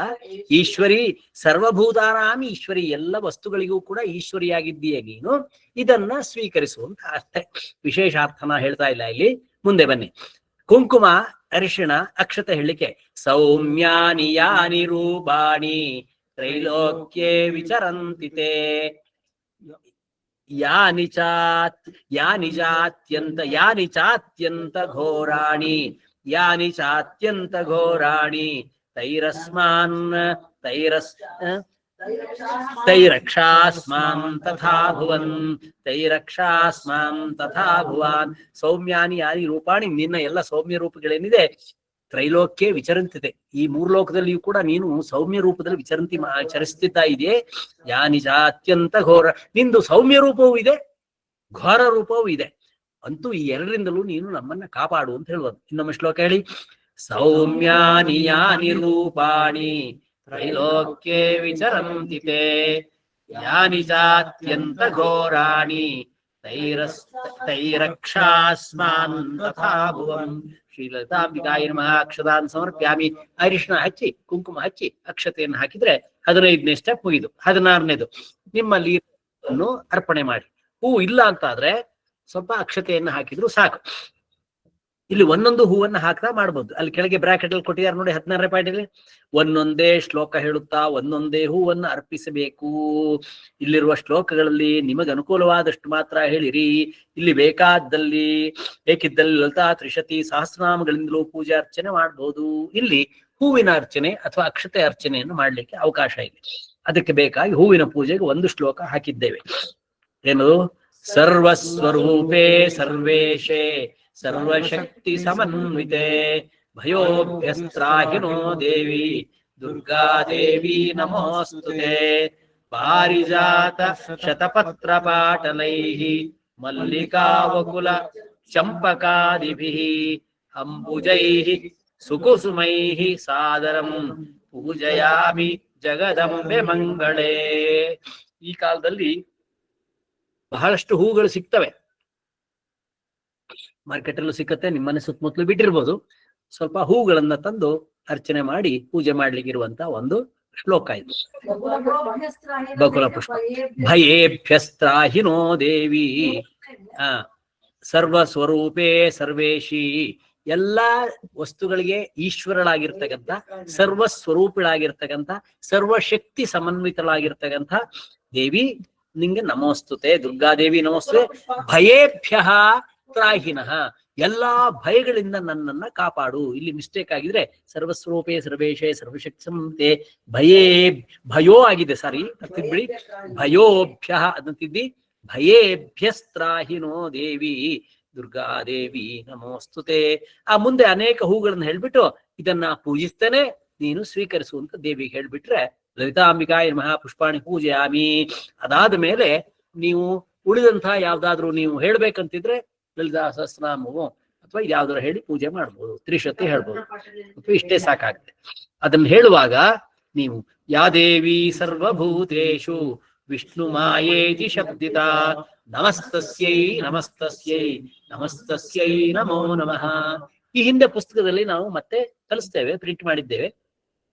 ಈ ದೇವಿಯ ಒಂದೊಂದೇ ಬರ್ತದೆ. ಯಾ ದೇವಿ ಸರ್ವಭೂತೇಷು ಭ್ರಾಂತಿ ರೂಪೇಣ ಸಂಸ್ಥಿತ ನಮಸ್ತಸ್ಯೈ ನಮಸ್ತಸ್ಯೈ ನಮಸ್ತಸ್ಯೈ ನಮೋ, ಈ ರೀತಿ ಬೇರೆ ಬೇರೆ ಬರ್ತಾ ಇರುತ್ತೆ. ಒಂದೊಂದು ಹೇಳುವಾಗ ಒಂದೊಂದು ಹೂವನ್ನು ಹಾಕಿ ಅರ್ಚನೆ ಕೂಡ ಮಾಡಬಹುದು. ಇದಾದ ಮೇಲೆ ಶುರುವಾಯಿತು ಪಾರಾಯಣ. ನಿಮ್ಗೆ ಇವತ್ತು ನಾನು ಕಲಿಸಿಲ್ಲ, ಈ ಪುಸ್ತಕದಲ್ಲಿದೆ. ಇಲ್ಲಿ ಅಥ ಚಂಡೀ ಕವಚ ಶ್ಲೋಕ ಪಾರಾಯಣಂ ಕರಿಷ್ಯೇ, ಅದನ್ನು ಮಾತ್ರ ನಿಮಗೆ ಕಲಿಸ್ತಾ ಇದ್ದೇವೆ, ಆದ್ರಿಂದ ಅದು ಮಾತ್ರ ಹಾಕಿದ್ದೇವೆ. ನೀವ್ ಇನ್ನೇನಾದ್ರೂ ಹೇಳುದಾದ್ರೆ ಪಾರಾಯಣ ಮಾಡ್ಬೋದು. ಇಲ್ಲಿ ಪಾರಾಯಣ ಮಾಡಬೇಕು ಯಾವ್ದನ್ನು? ಚಂಡೀ ಕವಚ. ಅದನ್ನ ಮುಂದೆ ನಾವು ಕಲಿಸ್ತೇವೆ. ಚಂಡೀ ಕವಚ ಶ್ಲೋಕ ಪಾರಾಯಣಂ ಕರಿಷ್ಯೇ ಇಲ್ಲಿ ಮುಂದೆ ಇದೆ, ಅದನ್ನ ಕಲಿಬೇಕು. ಅದಾದ್ಮೇಲೆ ಜಪ. ಮಹಾಕಾಳಿ ಮಹಾಲಕ್ಷ್ಮಿ ಮಹಾಸರಸ್ವತಿ ಪ್ರೀತ್ಯರ್ಥಂ ಯಥಾಶಕ್ತಿ ಲಲಿತಾ ಪರಮೇಶ್ವರಿ ಜಪಂ ಕರಿಷ್ಯೇ. ಏನ್ ಜಪ? ಇದನ್ನ ನಾಳೆ ದಿವಸ ಕ್ಲಾಸ್ ನಲ್ಲಿ ಮತ್ತೊಮ್ಮೆ ಹೇಳ್ಕೊಡ್ತೇನೆ. ಈಗೆಲ್ಲರೂ ಕೂಡ ನೇರವಾಗಿ ಕೂತ್ಕೊಂಡು ಯಾರಾದ್ರೂ ಕೇಳಿದ್ರೆ ಈ ಜಪ ನನಗೆ ಉಪದೇಶವಾಗಿದೆ ಅಂತ ಹೇಳಿ ನೀವು ಮುಂದುವರಿಸಬಹುದು. ಆಯ್ತಾ? ನಾನು ಹೇಳ್ಕೊಡ್ತೇನೆ, ನೀವು ಹೇಳ್ಬೇಕು. ಓಂ ಐಂ ಶ್ರೀಂ ಹ್ರೀಂ ಓಂ ಐಂ ಹ್ರೀಂ ಶ್ರೀಂ ಲಲಿತಾಂಬಿಕಾಯೈ ನಮಃ. ಎಲ್ಲರೂ ಹೇಳಿ. ಓಂ ಐಂ ಹ್ರೀಂ ಶ್ರೀಂ ಲಲಿತಾಂಬಿಕಾಯೈ ನಮಃ. 5 ಸರಿ ಹೇಳಿ. ಓಂ ಐಂ ಹ್ರೀಂ ಶ್ರೀಂ ಲಲಿತಾಂಬಿಕಾಯೈ ನಮಃ. ಓಂ ಐಂ ಹ್ರೀಂ ಶ್ರೀಂ ಲಲಿತಾಂಬಿಕಾಯೈ ನಮಃ.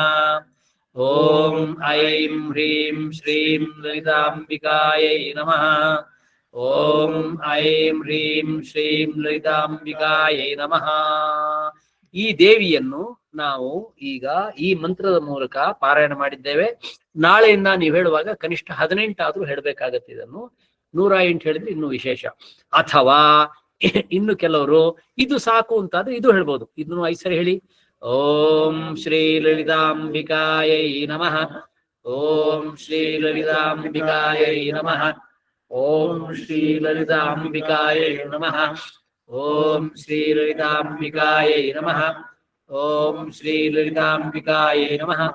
ಜಪ ಮಾಡುವಾಗ ಕಣ್ಣು ಮುಚ್ಚಿಕೊಂಡು ಈ ಮಂತ್ರ ನಿಮಗೆ ಬರ್ತದಾದ್ರಿಂದ ಯಥಾಶಕ್ತಿ ಹೇಳುವಾಗ ಆ ದೇವಿಯನ್ನು ನೀವು ಒಳಗೆ ಆವಾಹನೆ ಮಾಡಿಕೊಂಡು ಅಥವಾ ಎದುರಿಗಿರುವ ದೇವಿಯನ್ನೇ ಉದ್ದೇಶ ಮಾಡಿಕೊಂಡು ಇದನ್ನು ಹೇಳುವಾಗ ಪೂರ್ತಿ ಗಮನ ಆ ಕಡೆಗೆ ಇರಬೇಕು. ಜಪ ಜಪತೋ ನಾಸ್ತಿ ದುರ್ಭಿಕ್ಷಂ ಅಂತ. ಜಪ ಯಾರು ಮಾಡ್ತಾನೆ ಅವನಿಗೆ ಜನ್ಮದಲ್ಲಿ ಬಡತನ ಬರುದಿಲ್ಲ, ಯಾವುದ್ರಲ್ಲಿ ಬಡತನ ಬರುದಿಲ್ಲ. ಜಪ ಚೆನ್ನಾಗಿ ಮಾಡಿದವನು ಪರೀಕ್ಷೆಗೆ ಹೋದ್ರೆ ಅವನಿಗೆ ವಿದ್ಯಾ ಸಂಪತ್ತು, ಉದ್ಯೋಗಕ್ಕೆ ಹೋದ್ರೆ ಅವನಿಗೆ ಧನ ಸಂಪತ್ತು, ವ್ಯಾಪಾರ ಸಂಪತ್ತು ಎಲ್ಲ ಬರ್ತದೆ. ಅದರಿಂದ ಜಪ ಅನ್ನುವುದು ಬಹಳ ಶ್ರೇಷ್ಠವಾದ. ಇನ್ನು ಎಷ್ಟು ಮಾಡ್ತಾರೋ ಅಷ್ಟು ಒಳ್ಳೆಯದು. ಜಪತೋ ನಾಸ್ತಿ ದುರ್ಭಿಕ್ಷಂ ಅಂತ. ಇರ್ಲಿ, ಇಲ್ಲಿಗೆ ಮುಖ್ಯವಾದ ಭಾಗ. ಇಷ್ಟಾದ ಮೇಲೆ ದೇವಿಗೆ ಧೂಪ. ನಿತ್ಯವೂ ಊದಿನ ಕಡ್ಡಿ ಹಚ್ಚಲಿಕ್ಕೆ ಸಾಧ್ಯ ಇದ್ರೆ ಹಚ್ಚಿ, ಇಲ್ಲ ಅಂತ ಆದ್ರೆ ಒಂದು ಉದಾಹರಣೆ ನೀರು ತೆಗೆದು ಅದನ್ನೇ ಮಾಡಿದ್ರೆ ಆಯ್ತು. ಮಂತ್ರ ಮಾತ್ರ ಹೇಳಿದ್ರೆ ಆಯ್ತು. ಒಂದು ಊದಿನ ಕಡ್ಡಿಗೆ ದೊಡ್ಡ ಪ್ರಾಬ್ಲಮ್ ಇಲ್ಲ, ದೊಡ್ಡ ವಿಷಯ ಅಲ್ಲ. ಆಯ್ತಾ? ಊದಿನ ಕಡ್ಡಿ ಹಚ್ಬಿಟ್ಟು ವನಸ್ಪತಿ ರಸೋತ್ಪನ್ನೋ ಗಂಧಾಢ್ಯೋ ಸುಮನೋಹರ ಆಗ್ರೇಯ ಸರ್ವ ದೇವಾನಾಂ ಧೂಪೋಯಂ ಪ್ರತಿಗೃಹ್ಯತಾಂ. ಸ್ವಲ್ಪ ತಿತ್ಕೊಳ್ಳಿ ಸ್ವಲ್ಪ. ವನಸ್ಪತಿ ರಸೋತ್ಪನ್ನೋ ಗಂಧಾಢ್ಯೋ ಸುಮನೋಹರ ಆಗ್ರೇಯ ಸರ್ವ ದೇವಾನಾಂ ಆಗ್ಬೇಕು, ಣಾಗಿದೆ. ದೇವಾನಾಂ ಧೂಪೋಯಂ ಪ್ರತಿಗೃಹ್ಯತಾಂ. ಇನ್ನೊಮ್ಮೆ ಹೇಳಿ. ವನಸ್ಪತಿ ರಸೋತ್ಪನ್ನೋ ಗಂಧಾಢ್ಯೋ ಸುಮನೋಹರ ಆಗ್ರೇಯ ಸರ್ವ ದೇವಾನಾಂ ಧೂಪೋಯಂ ಪ್ರತಿಗೃಹ್ಯತಾಂ. ಧೂಪಂ ತೇ ಪರಿಕಲ್ಪಯಾಮಿ ಜನನೀ ಸ್ನೇಹಾತ್ವಮಂಗೀಕುರು. ಸ್ನೇಹಾತ್ವಂ, ಸ್ನೇಹ ಸಾಕೆ ನಾವತ್ತು ಕೊಟ್ಟಿಲ್ಲ, ಮಿಸ್ ಆಗಿದೆ. ಸ್ನೇಹಾತ್ವಂ ಅಂಗೀಕುರು. ಮೊದಲು ನೋಡುವಾಗ ಎಲ್ಲ ಕರೆಕ್ಟ್ ಇದೆ ಅಂತ ಕಾಣ್ತಿತ್ತು. ಈಗ ಒಂದೊಂದೇ ನೋಡುವಾಗ ಸಣ್ಣ ಸಣ್ಣ ತಪ್ಪುಗಳು ಕಾಣ್ತಾ ಇದೆ. ಇದನ್ನೆಲ್ಲ ತಿದ್ದಿ ಬಿಡ್ತೇವೆ, ನೋ ಪ್ರಾಬ್ಲಮ್. ಸ್ನೇಹ ತ್ವಂ ಅಂಗೀಕುರು ಸುಮ ಇದನ್ನೆಲ್ಲ ಕರೆಕ್ಷನ್ ಮಾಡು, ಆಮೇಲೆ ಸ್ವರೂಪನಿಗೆ ಹೇಳ್ಬಿಟ್ಟು ಕರೆಕ್ಷನ್ ಕ್ಯಾರಿ ಮಾಡುವ, ಆಯ್ತಾ? ದೆನ್ ದೀಪದಲ್ಲಿ 3 ಬತ್ತಿಯನ್ನ ಮೊದಲು ಇಟ್ಕೊಂಡು ಮಾಡ್ತೇವೆ. ಅದಾದ್ಮೇಲೆ 2 ಬತ್ತಿ, ಎಷ್ಟು ಆಗ್ಬೋದು ಒಂದು ಕ್ರಮ. ಆ 3 ಬತ್ತಿಗೆ ತ್ರಿವರ್ತಿ ಅಂತ ಹೇಳ್ತಾರೆ. ಅದಕ್ಕೆ ತುಪ್ಪದಲ್ಲಿ ಅದ್ದಿರ್ಬೇಕು ಅಂತ ಲೆಕ್ಕ. ತುಪ್ಪ ಇದ್ದರೆ, ಈಗ ಎಣ್ಣೆ ಆದ್ರೂ ತೊಂದರೆ ಇಲ್ಲ, ಅದ್ದಿರ್ತವೆ. ಸಾಜ್ಯಂ ತ್ರಿವರ್ತಿ ಸಂಯುಕ್ತಂ ವನ್ಹಿನಾ ಯೋಜಿತಂ ಮಯಾ ಗ್ರಹಾಣ ಮಂಗಲಂ ದೀಪಂ ತ್ರೈಲೋಕ್ಯತಿಮಿರಾಪಹ ಭಕ್ತ್ಯಾ ದೀಪಂ ಪ್ರಯಚ್ಛಾಮಿ ದೇವಾಯ ಪರಮಾತ್ಮನೆ ತ್ರಾಹಿ ಮಾಂ ನರಕಾದ್ ಘೋರಾತ್ ದಿವ್ಯ ಜ್ಯೋತಿ ನಮೋಸ್ತುತೇ. ಅರ್ಥ ಆಗತ್ತೆ ನಿಮ್ಗೆ? ಸಾಜ್ಯಂ ತ್ರಿವರ್ತಿ ಸಂಯುಕ್ತ 3 ಬತ್ತಿಗಳಿಂದ ಕೂಡಿರ್ತಕ್ಕಂಥ ಆಜ್ಯ, ತುಪ್ಪದಲ್ಲಿ ನೆನೆಸಿರ್ತಕ್ಕಂಥ ಈ ಬತ್ತಿಯನ್ನು ವನ್ಹಿನ ಯೋಜಿತಂ ಅಗ್ನಿಯ ಜೊತೆಗೆ ಸೇರಿಸ್ಬಿಟ್ಟು ನಿನಗೆ ಸಮರ್ಪಣೆ ಮಾಡ್ತಾ ಇದ್ದೇನೆ. ಗ್ರಹಣ ಭಗವತಿ ಸ್ವೀಕರಿಸು, ಮಂಗಲವಾದ ಈ ದೀಪವನ್ನು ಸ್ವೀಕರಿಸು. ಈ ದೀಪ ಎಂಥದು? ತ್ರೈಲೋಕ್ಯ ತಿಮಿರಾಪಹ, 3 ಲೋಕಗಳ ಕತ್ತಲೆಯನ್ನು ದೂರ ಮಾಡ್ತದೆ. ಭಕ್ತಿಯಾ ದೀಪಂ ಪ್ರಯಚ್ಛಾಮಿ, ಭಕ್ತಿಯಿಂದ ದೀಪವನ್ನು ನಾನು ಸಮರ್ಪಿಸುತ್ತಿದ್ದೇನೆ ಅನ್ನುವಾಗ ನೀವು ಭಕ್ತಿಯಿಂದ ದೀಪ ಮಂಗಳಾರತಿ ಮಾಡ್ಬೇಕು.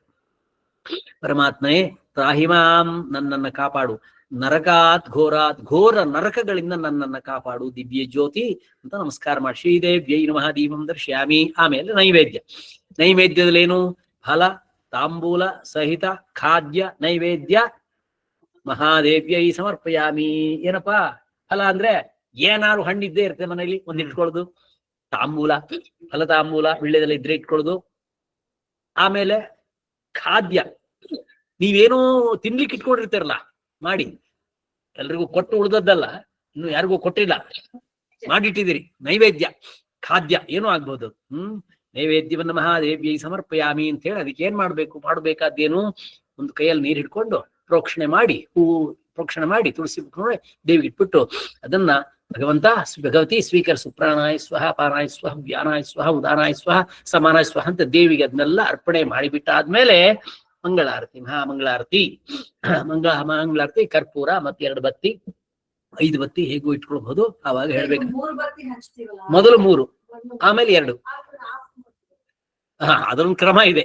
ಅದು ಮಾಡಿದ್ಮೇಲೆ ಅದನ್ನ ಮತ್ತೆ ಸೇರಿಸ್ತೇನೆ ಅಂತ, ಮತ್ತೆ ಆಮೇಲೆ ಸೇರಿಸ್ತೇನೆ ಅಂತ ಅನೇಕರು ಅದ್ ಮಾಡ್ತಾರೆ. ನಂಗೆ ಅದ್ರ ಅರ್ಥ ಗೊತ್ತಿಲ್ಲ, ಯಾಕೋ ಒಂದೇನೋ ಮಾಡ್ತಾ ಇದ್ದಾರೆ ಅಷ್ಟು ಹೊರತು ಯಾಕೆ ಅಂತ ಗೊತ್ತಿಲ್ಲ. ಆರಿಸ್ಬಿಟ್ಟು ಮತ್ತೆ ಹಚ್ಚುವಂತ ಏನೋ ಒಂದ್ ಕ್ರಮ. ನನ್ಗೆ ಯಾಕೆ ಅಂತ ಈವರೆಗೂ ಯಾರಿಗೂ ಹೇಳಿಲ್ಲ. ಏನೋ ಅದಕ್ಕೇನೇನೋ ಅರ್ಥ ಹೇಳ್ತಾರೆ, ಬಿಡಿ, ನಮ್ಗೆ ಯಾಕೆ, ನಾವೇನು ಅರ್ಸದ್ ಬೇಡ ಅದನ್ನ. ಏನ್ ಬೇಕಿಲ್ಲ ಅಷ್ಟೇ ಅಲ್ಲ, ಅದಕ್ಕೇನೋ ಅರ್ಥ ಗೊತ್ತಾದ್ ಮಾಡಿ. ನಂಗೆ ಗೊತ್ತಾಗಿಲ್ಲ, ಆದ್ರಿಂದ ನಾನು ಇನ್ನೂ ಹಾಗೆ ಇಟ್ಟಿರ್ತೇನೆ ಅದ. ನೆಕ್ಸ್ಟ್ ಇದಾದ್ಮೇಲೆ ಮಂಗಳಾರತಿಗೆ, ಮಹಾಮಂಗಳಾರತಿಗೆ ಶ್ಲೋಕ ಯಾವುದು?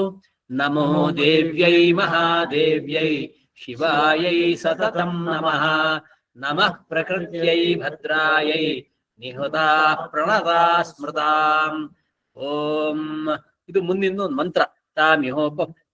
ಓಂ ತಾಮ್ಮ ಆವಹ, ಆಗ್ಬೇಕು, ನೀ ಆಗಿದೆ. ಆಮ್ಮ ಆವಹ ಜಾತವೇದೋ ಲಕ್ಷ್ಮೀ ಮನಪಗಾಮಿನೀಂ ಯಸ್ಯಾಂ ಹಿರಣ್ಯಂ ಪ್ರಭೂತಂ ಗಾವೋ ದಾಸ್ಯೋಶ್ವಾನ್ ವಿಂದೇಯಂ ಪುರುಷಾನಂ.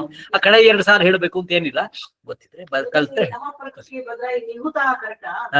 ಇನ್ನೊಮ್ಮೆ ಮೊದಲಿಂದ ಓದಿ. ನಮೋ ದೇವ್ಯೈ ಮಹಾದೇವ್ಯೈ ಶಿವಾಯೈ ಸತತಂ ನಮಃ. ನಮಃ ಪ್ರಕೃತ್ಯೈ ಭದ್ರಾಯೈ ನಿಹತಾಃ ನಿಹತಾಃ ಪ್ರಣತಾಃ ಸ್ಮೃತಾಂ. ಸ್ಮಾಗಿದೆ, ಅರ್ವತ್ ಕೊಡ್ಬೇಕು. ಸ್ಮೃತಾಂ ನಿಯತಾಃ ಪ್ರಣತಾಃ ಸ್ಮೃತಾಂ. ಸಾಕೆ ಮಾಗವತ್ತಿದೆ, ಋವತ್ತು ಸೇರಿಸ್ಬಿಡಿ. ಸ್ಮೃತಾಂ ಸರ್ವಮಂಗಲವಾಂಗ ಆಯ್ತಾ. ಆಮೇಲೆ ತಾಮ್ಮ ಜಾತವೇದೋ ಲಕ್ಷ್ಮೀ ಮೃಗಾಗ್ನಿಂ ಯಸ್ಯಾ ಹಿರಣ್ಯಂ ಪ್ರಭೂತಂ ಗಾವೋ ದಾಸ್ಯೋಶ್ವಾನ್ ವಿಂದೇಯಂ ಪುರುಷಾನಂ. ಇದು ಬೇಕಂತೇನಿಲ್ಲ, ಮೊದಲೇ ಒಂದೇ ಸಾಕು, ಆಯ್ತಾ. ಶ್ರೀದೇವ್ಯೈ ಕರ್ಪೂರ ಮಂಗಲ ನೀರಾಧನ ದೀಪಂ ಸಮರ್ಪಯಾಮಿ. ಇದೆಲ್ಲ ಸರಳವಾದ ಪೂಜೆ. ಇದಕ್ಕೆ ಇನ್ನಷ್ಟು ಏನಾದ್ರೂ ಸೇರಿಸುವುದು ಆಗ್ಬೋದು. ಪೂಜೆ ಆದ ಮೇಲೆ ಕಡೆಗೆ ಎದ್ದು ನಿಂತು ಕೈಯಲ್ಲಿ ಹೂವು ಹಿಡಿದು ಅಕ್ಷತೆ ಹಿಡಿದು ದೇವಿಗೆ ನಮಸ್ಕಾರ ಮಾಡುವಾಗ ಪ್ರಾರ್ಥನೆ ಏನು? ಸರ್ವ ಮಂಗಲ ಮಾಂಗಲ್ಯೆ ಶಿವೆ ಸರ್ವಾರ್ಥ ಸಾಧಿಕೆ ಶರಣ್ಯೇ ತ್ರ್ಯಂಬಕೆ ಗೌರಿ ನಾರಾಯಣೀ ನಮೋಸ್ತುತೆ ವಿನಾಶಾನಾಂ ಶಕ್ತಿಭೂತೆ ಸನಾತನಿ ಗುಣಾಶ್ರಯೇ ಗುಣಮಯೀ ನಾರಾಯಣೀ ನಮೋಸ್ತುತೆ ಶರಣಾಗತ ದೀನಾರ್ಥ ಪರಿತ್ರಾಣ ಪರಾಯಣೆ ಸರ್ವಸ್ಯಾರ್ತ್ಯ ಹರೇ ದೇವಿ ನಾರಾಯಣೀ ನಮೋಸ್ತುತೆ ಅಂತ ಹೇಳ್ಬಿಟ್ಟು ಮಂತ್ರ ಪುಷ್ಪ ಸಹಿತ ಪ್ರದಕ್ಷಿಣ ನಮಸ್ಕಾರ ಸಮರ್ಪ್ಯಾಮಿ. ಆ ಹೂಗಳನ್ನ ದೇವಿ ಹಾಕ್ಬಿಟ್ಟು ಪ್ರದಕ್ಷಿಣೆ ಮಾಡಿ ನಮಸ್ಕಾರ ಮಾಡಿ ಕೂತ್ಕೊಳ್ಳುವಂತಹದ್ದು. ಏನಾಗಿದೆ? ಸ್ಥಿತಿ ವಿನಾಶಾನಾಂ ಶಕ್ತಿಭೂತೆ ಸನಾತನಿ. ಅಲ್ಲಿ ಸನಾತಾನಿ ಆಗಿದೆ, ಅದನ್ನ ತಿದ್ಕೊಳ್ಳಿ, ಸನಾತನಿ. ಆಮೇಲೆ ಶರಣಾಗತ ದೀನಾರ್ಥ ಪರಿತ್ರಾಣ ಪರಾಯಣೆ ಶರಣಾಗತ ದೀನಾರ್ಥ. ಸರಿ, ಪರಿತ್ರಾಣ ಪರಾಯಣೆ ಸರ್ವಸ್ಯಾರ್ತಿ ಹರೇ ದೇವಿ ನಾರಾಯಣೀ ನಮೋಸ್ತುತೆ. ನೋಡಿ, ಸಂಸ್ಕೃತ ಕಲಿತಾ ಇದ್ದೀರಾದ್ರಿಂದ ನಿಮ್ಗೆ ತೊಂದರೆ ಆಗಲ್ಲ. ಶರಣಾಗತ ದೀನಾರ್ಥ, ಶರಣಾಗತರಾದಂಥ ದೀನರಿಗೆ, ಅರ್ಥ ದುಃಖದಲ್ಲಿರ್ತಕ್ಕಂಥವರಿಗೆ ಕೂಡ, ಅವರೆಲ್ಲರಿಗೆ ಕೂಡ ಪರಿತ್ರಾಣ ಪರಾಯಣೆ, ಪರಿತ್ರಾಣ ಕೊಡ್ತಕ್ಕಂಥವಳು ಪರಾಯಣರಾದವಳು ನೀನು. ಸರ್ವಸ್ಯಾರ್ತಿ ಹರೇ ದೇವಿ ನಾರಾಯಣೀ ನಮೋಸ್ತುತೆ ಅಂತ ಹೇಳ್ಬಿಟ್ಟು ಮಂತ್ರ ಪುಷ್ಪವನ್ನ ಹಾಕಿಬಿಟ್ಟು, ಅಂದ್ರೆ ಮಂತ್ರ ಸಹಿತವಾದ, ಈ ಮಂತ್ರ ಸಹಿತವಾದ ಪುಷ್ಪವನ್ನ ದೇವಿ ಹಾಕಿಬಿಟ್ಟು ನಮಸ್ಕಾರ ಮಾಡಿ ಕೂತ್ಕೊಳ್ಳೋದು. ಅದಾದ್ಮೇಲೆ ಪ್ರಸಾದ ತಗೊಳ್ಳೋದು. ಸಮರ್ಪಣೆ ಮತ್ತು ಪ್ರಸಾದ ಏನದು? ಅಪರಾಧ ಸಹಸ್ರಾಣಿ ಕ್ರಿಯಂತೆ ಅಹರ್ನಿಶಂ ಮಯ. ಅಲ್ಲಿ ಅವಗ್ರಹ ಬಂದಿದೆ, ನಿಮ್ಗೆಲ್ಲ ಗೊತ್ತಿದೆ ಸಂಸ್ಕೃತ. ಅವಗ್ರಹ ಬಂದ್ರೆ ಆ ಹಾಕ್ಬೇಕು ಅಂತ. ಅಪರಾಧ ಸಹಸ್ರಾಣಿ ಕ್ರಿಯಂತೆ ಹರ್ನಿಶಂ ಮಯ ದಾಸೀಯಂ. ಹೆಂಗಸರಲ್ಲಿ ಹೇಳುವಾಗ ದಾಸೀಯಂ, ಪುರುಷರು ಹೇಳುವಾಗ ದಾಸೋಯಂ ಇತಿ ಮಾಂ ಮತ್ವಾ ಕ್ಷಮಸ್ವ ಪರಮೇಶ್ವರಿ. ಇನ್ನೊಮ್ಮೆ ಹೇಳಿ. ಅಪರಾಧ ಸಹಸ್ರಾಣಿ ಕ್ರಿಯಂತೆ ಅಹರ್ನಿಶಂ ಮಯ ದಾಸೋಹಂ ದಾಸೋಯಂ ಇತಿ ಮಾಂ ಮತ್ವಾ ಕ್ಷಮಸ್ವ ಪರಮೇಶ್ವರಿ. ದಾಸೀಯಂ ಹೆಂಗಸರಾದ. ಅನಯಾ ಪೂಜೆಯ ಶ್ರೀಲತಾ ಪರಮೇಶ್ವರಿ ಸುಪ್ರಸನ್ನ ವರದಾ ಭವತು ಅಂತ ಹೇಳ್ಬಿಟ್ಟು ಸಮರ್ಪಣೆ ಮಾಡಿ ಪ್ರಸಾದ ತೆಕ್ಕೊಂಡು, ಅಲ್ಲಿಯ ಹೂವನ್ನ ತೆಕ್ಕೊಳ್ಳೋದು. ಹೂವನ್ನ ತೆಕ್ಕೊಂಡು ಮುಡ್ಕೊಂಡ್ಬಿಟ್ಟು ಸುತ್ತಲಿದ್ದವರಿಗೆ ಅದನ್ನ ಕೊಟ್ಬಿಟ್ರೆ ಆಗೋಯ್ತು. ಕಾಯೇನ ವಾಚ ಮನಸೇಂದ್ರಿಯೈವ ಬುದ್ಧ್ಯಾತ್ಮನ ವಾ ಪ್ರಕೃತೆ ಸ್ವಭಾವಾತ್ ಕರೋಮಿ ಯದ್ಯತ್ ಸಕಲಂ ಪರಸ್ಮೈ ನಾರಾಯಣಾಯೇತಿ ಸಮರ್ಪಯಾಮಿ. ನಾನು ಮಾಡುವುದೆಲ್ಲವೂ ಕೂಡ ಭಗವತಿಗೆ ಅರ್ಪಣೆ ಮಾಡ್ತೇನೆ ಅಂತ ಹೇಳಿ ಪ್ರಸಾದವನ್ನ ಸ್ವೀಕರಿಸ್ಬಿಟ್ರೆ ಪೂಜಾ ಕ್ರಮ ಮುಗಿತು. ಆಯ್ತಾ? ಈಗ ನಾಳೆ ದಿವಸ ನಿಮಗೆ ಉಳಿದ ಮಂತ್ರಗಳನ್ನೆಲ್ಲ ಕಲಿಸ್ತೇನೆ. ಅದರಲ್ಲಿ ಪೂಜೆಗೆ ಬೇಕಾದ ಒಂದು ಮಂತ್ರ ಅಥವಾ ಇದು ಅಂತ ಹೇಳಿದ್ರೆ ಕವಚ ಸ್ತೋತ್ರ. ಕವಚ ಸ್ತೋತ್ರವನ್ನ ನಾಳೆ ನಾಡ್ದು 2 ದಿವಸದಲ್ಲಿ ಕಲ್ತು ಬಿಡುವ ಪೂರ್ತಿಯಾಗಿ. ಜೊತೆಗೆ ನಾಳೆ ಮಂತ್ರವನ್ನು ಕೂಡ ಸ್ವಲ್ಪ ಈಗ ಇಲ್ಲಿರುವ ಹಾಡುಗಳನ್ನೆಲ್ಲ ಫಾರ್ವರ್ಡ್ ಮಾಡಿದ್ದಾರೆ. ಅದನ್ನ ಈಗ ಅವರು ಹಾಕ್ತಾರೀಗ ಫಾರ್ವರ್ಡ್. ಇಲ್ಲೇ ದೊಡ್ಡ ಹಾಕ್ತೇವೆ. ಮೊಬೈಲ್ ಅಲ್ಲಿ ಹಾಕ್ಬೋದ? ಇಲ್ಲಿ ಪ್ಲೇ ಮಾಡ್ಬೋದು ಅನ್ಸುತ್ತೆ. ಪ್ಲೇ ಮಾಡ್ಬೋದು ಕಾಣುತ್ತೆ ಅಲ್ವಾ? ಇದಾಗ್ಲಿ ಹೇಳ್ತೀನಿ. ಅದನ್ನ ಹಾಡುವಾಗ ಇದನ್ನ ಆರಂಭದಲ್ಲಿ ಅಥವಾ ಕಡೆಯಲ್ಲಿ ಇದನ್ನ ಹಾಡಿ ನಮಸ್ಕಾರ ಮಾಡಿದ್ರು ಆಗ್ತದೆ, ಅಥವಾ ಆರಂಭದಲ್ಲಿ ಇದನ್ನ ಹೇಳಿ ಪೂಜೆ ಸ್ಟಾರ್ಟ್ ಮಾಡಿದ್ರು ಆಗತ್ತೆ. ಬೇಡ, ಪೂಜೆ ಸ್ಟಾರ್ಟ್ ಮಾಡಿ ಇದನ್ನ ಕಡೆಯಲ್ಲಿ ಹೇಳಿ ಸ್ತೋತ್ರ ಯಾವಾಗ ಹೇಳ್ಬೇಕು ಅಂತ ನೋಡ್ಕೊಳ್ಳಿ.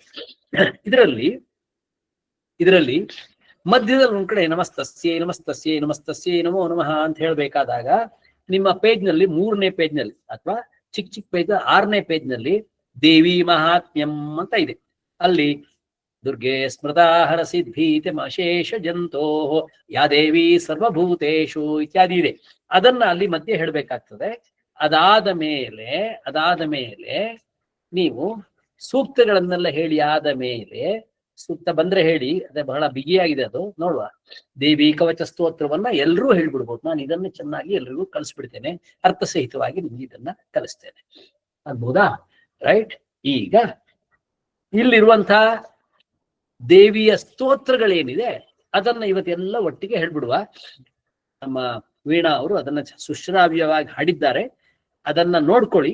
ಅದರ ರಾಗಕ್ಕೆ ತಕ್ಕ ಹಾಗೆ ನೀವು ಕೂಡ ಜೊತೆಗೆ ಹಾಡ್ತಾ ಬನ್ನಿ, ಸರಿ ಆಗತ್ತೆ. ಈಗ ಅದನ್ನ ಹಾಕ್ಬಹುದು.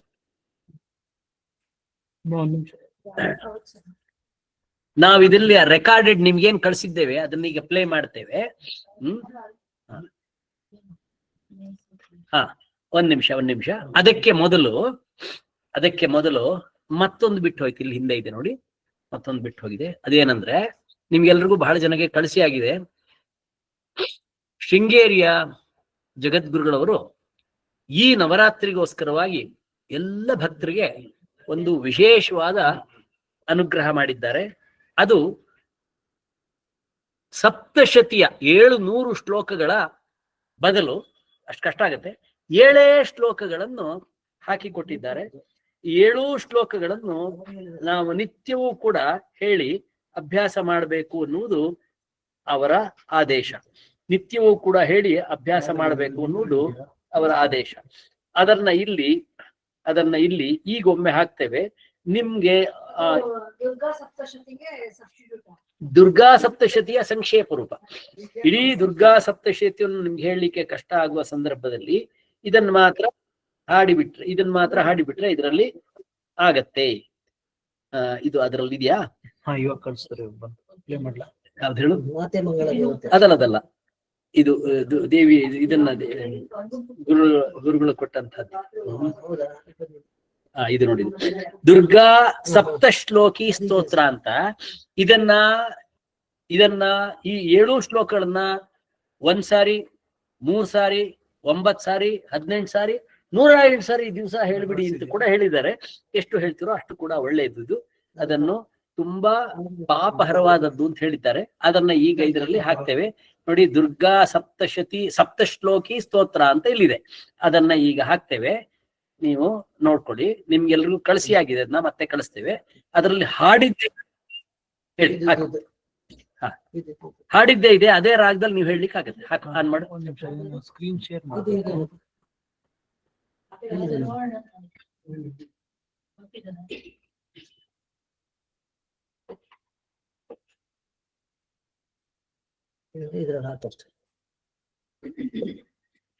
ಈಗ ಸ್ಕ್ರೀನ್ ಅಲ್ಲಿ ಕೂಡ ಬರ್ತದೆ. ಅದು ಸಂಗೀತಮಯವಾಗಿ ಹಾಡಿದ್ದು ಇದೆ ನಿಮ್ಗೆ, ನೋಡಿ ಅದನ್ನ. नामपि चेतांसि देवी भगवती हि सा बलादाकृष्य मोहाय महामाया प्रयच्छति दुर्गे स्मृता हरसि भीतिमशेषजन्तोः स्वस्थै स्मृता मतिमतीव शुभान् ददासि दारिद्र्यदुःखभयहारिणिका त्वदन्या सर्वोपकारकरणाय सदार्द्रचित्ता सर्वमङ्गलमाङ्गल्ये शिवे सर्वार्थसाधिके शरण्ये त्र्यम्बके गौरि नारायणि नमोऽस्तु ते शरणागतदीनार्तपरित्राणपरायणे सर्वस्यार्तिहरे देवि नारायणि नमोऽस्तु ते सर्वस्वरूपे सर्वेशे सर्वशक्तिसमन्विते भयेभ्यस्त्राहि नो देवि दुर्गे देवि नमोऽस्तु ते रोगानशेषानपहंसि तुष्टारुष्टातु कामान् सकलानभीष्टान् त्वामाश्रितानां न विपन्नराणां त्वामाश्रिता ह्याश्रयतां प्रयान्ति सर्वाबाधा प्रशमनं त्रैलोक्यस्याखिलेश्वरी एवमेव त्वया कार्यमस्मद्वैरिविनाशनम्. ಇದನ್ನ ನಾವು ಆಡಿಯೋದಲ್ಲಿ ನಿಮ್ಗೆಲ್ಲ ಹಾಕಿ ಕಳಿಸ್ಬಿಟ್ಟಿದ್ದೇವೆ. ಈಗ ನಿಮ್ಮ ಇದ್ರಲ್ಲಿ ಬಂದು ಪ್ರಿಂಟ್ ಅಲ್ಲಿ ಬರ್ಲಿಲ್ಲ ಇದು, ಆದ್ರೆ ನಿಮ್ಗೆ ಅದನ್ನ ಕಳಿಸ್ಬಿಟ್ಟಿದ್ದೇವೆ. ನೀವು ಅದನ್ನೇ ಹಾಕೊಂಡು ಪ್ರಿಂಟ್ ನೋಡ್ಕೊಂಡು ಪ್ರಿಂಟ್ ಔಟ್ ಬೇಕಾದ್ರೆ ತಗೊಳ್ಬಹುದು. ಅದನ್ನು ನೀವು ನೋಡ್ಬೋದು. ನಾಳೆ ದಿವಸ ಬೇಕಾದ್ರೆ ಪ್ರಿಂಟ್ ಔಟ್ ಕೂಡ ಒಂದು ಹಾಕಿ ಬಿಡ್ತೇವೆ. ಇದನ್ನು ನೀವೆಲ್ಲರೂ ಕೂಡ ಹಾಡ್ತೀರಿ. ಇದರಲ್ಲಿ ಈ ಸಪ್ತಷ್ಟು ಇದರ ಅರ್ಥವನ್ನ ಇವತ್ತು ಚೆನ್ನಾಗಿ ಅಭ್ಯಾಸ ಮಾಡಿ ಅರ್ಥವನ್ನ ಬೇಗ ಹೇಳ್ತಾ ನೋಡಿ ಹೇಳ್ತೇವೆ. ಚೇತಾಂಸಿ ದೇವಿ ಭಗವತಿ ಬಲಾದಾಕೃಷ್ಯ ಮೋಹಾನಿ माया प्रयच्छति ಸೌಂಡ್. दुर्गे स्मृता हरसि ಈಗ ಇದರ ಅರ್ಥ ಏನು ಎಂಬುದನ್ನು ಇವತ್ತು ನೀವು ಚೆನ್ನಾಗಿ ಕಲೀರಿ. ಇವತ್ತು ನಾಳೆ ಚೆನ್ನಾಗಿ ಕಲ್ತು ಬಿಡಿ. ಸರಳವಾದ ಅರ್ಥವನ್ನು ಹೇಳ್ತೀನಿ. ಈ ದೇವಿ ಬಲಾದ ಆಕೃಷ್ಯ ಮೋಹಾಯ ಮಹಾಮಾಯ ಪ್ರಯಚ್ಛತಿ. ನಾವೆಲ್ಲ ಒಂದು ಮಾಯೆಯಲ್ಲಿ ಸಿಕ್ಕಿ ಬಿದ್ದು ಬಿಟ್ಟಿದ್ದೇವೆ. ಆ ದೇವಿ ಕೃಪೆ ಕೊಟ್ಟಗಾಸ ಮಾತ್ರವೇ ನಮಗೆ ಮಾಯೆಯಿಂದ ಮುಕ್ತಿ ಆಗ್ತದೆ. ಅದಾದ ಮೇಲೆ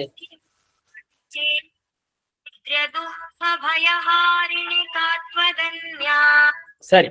ಹಾಗಾದ್ರೆ ಇವತ್ತು ಇದನ್ನ ನೀವು ಕಲಿತೀರಿ. ಇದನ್ನ ಹಾಕಿದ್ದೇವೆ, ಅಭ್ಯಾಸ ಮಾಡಿಬಿಡಿ. ಚೆನ್ನಾಗಿ ಅಭ್ಯಾಸ ಮಾಡ್ಬಿಡಿ. ಈಗ ಮೊದಲಿಂದ ಇನ್ನೊಂದ್ಸರಿ ಹಾಕ್ಬಿಡ್ತೀವಿ. ಅಭ್ಯಾಸ ಮಾಡ್ಬೇಡ, ಆರಂಭದಿಂದ ಹಾಕ್ಬಿಡು. ಆರಂಭದಿಂದ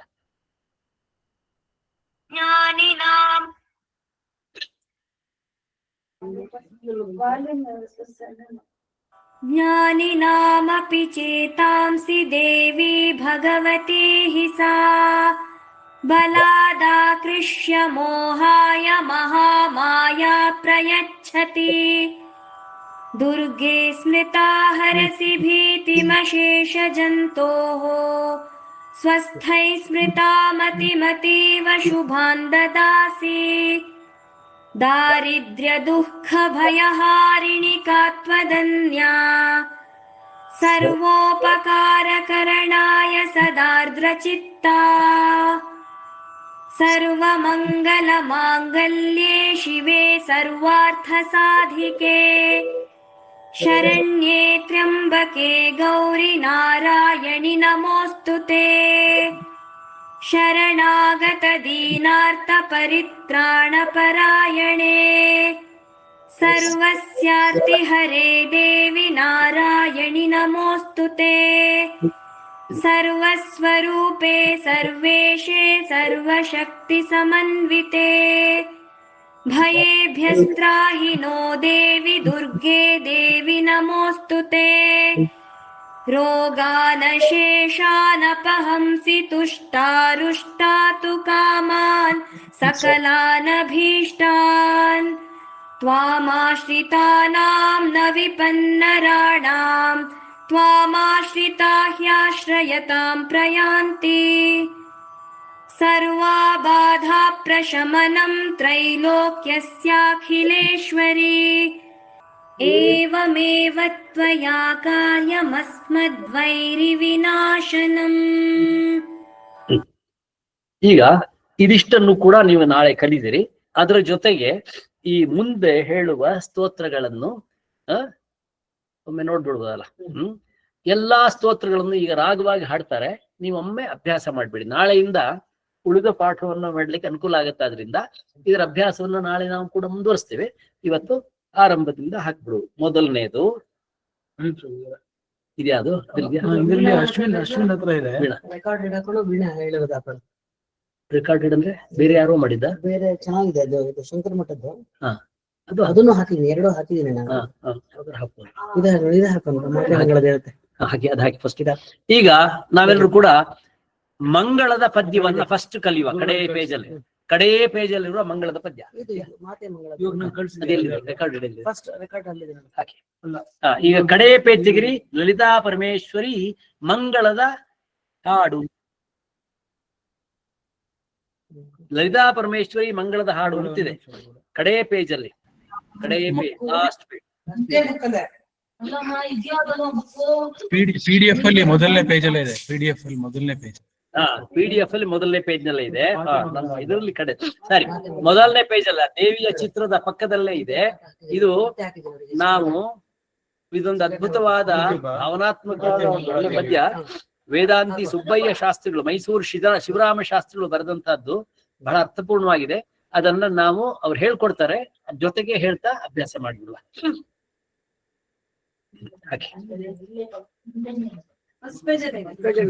ಫಸ್ಟ್ ಪೇಜ್ ಅಲ್ಲೇ ಇದೆ ನೋಡಿ, ತೆಗೀರಿ. ಶೇರ್ ಮಾಡಿ. ಪ್ಲೇ ಮಾಡಿ.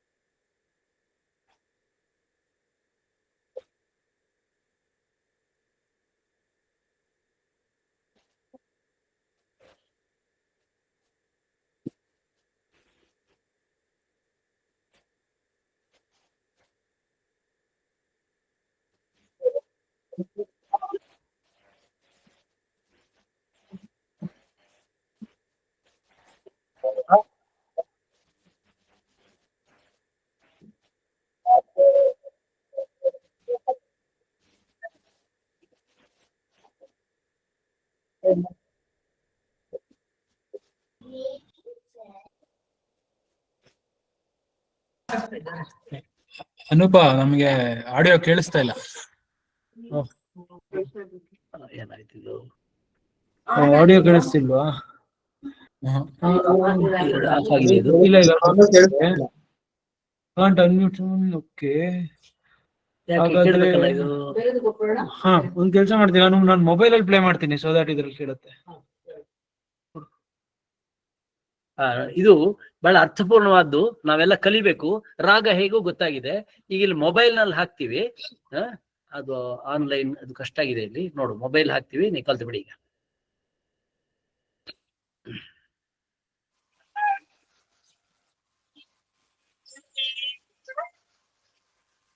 ಈಗ ಮಂಗಳ ದೇವತೆ ಪುತ್ರನ ಮೇಲೆ ಪ್ರೀತಿಯಲ್ಲಿಡೋಲ. ಇವಾಗ ಕೇಳಿಸ್ತಿದೆಯಲ್ಲ? ಹಾ, ಕೇಳಿಸ್ತದೆ.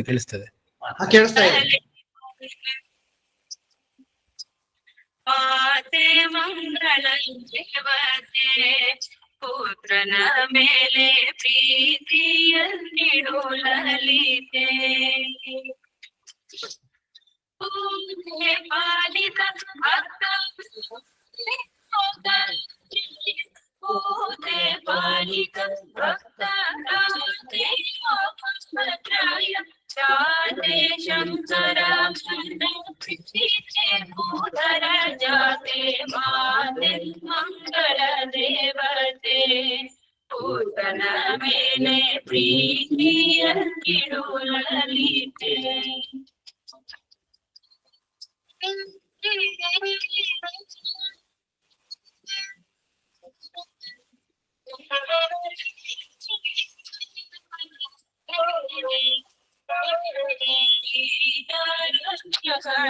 ನೀನು ದೀನರೊಳದಿ ದೀನನಾಗಿರುವೆ ನಾನು.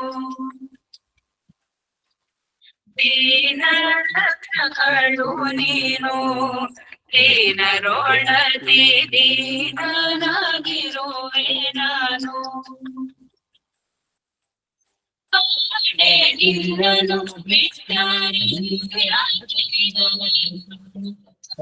ನಿನ್ನನು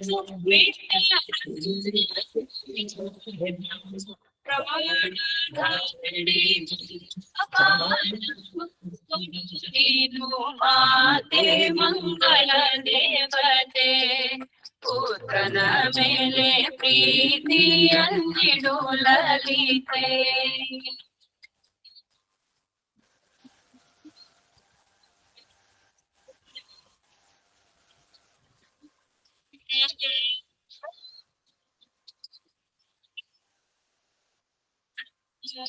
ಮೂಢನಾಗಿರುವೆ ನಾನು ಔದಾಸೀನ್ಯ ಮಾಡಬೇಡ ನೀವು. ಮೂಢನಾಗಿರುವೆ ನಾನು ಔದಾಸೀನ್ಯ ಮಾಡಬೇಡ ನೀನು. ಆಡುವ ಮಗ ಜೀವನ ಕೇಳು ಜೀವನ ಕೇಳು. ಮೂಢಿಯಿಂದ ಭಯವೀಡಿ ಪ್ರೀತಿಯ ತಾಳು ಮಾತೆ ಮಂಗಳ ದೇವತೆ ಪುತ್ರನ ಮೇಲೆ ಪ್ರೀತಿಯಲ್ಲಿಡೋಲಲಿತೆ.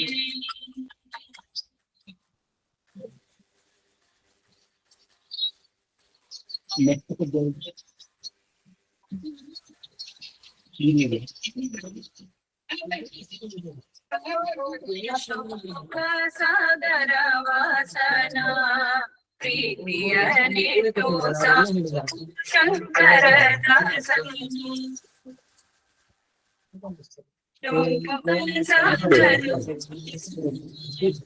ಪ್ರೀತಿಯ ನಿಟ್ಟು ಸಾಕು ಶಂಕರ ದಾಸನ.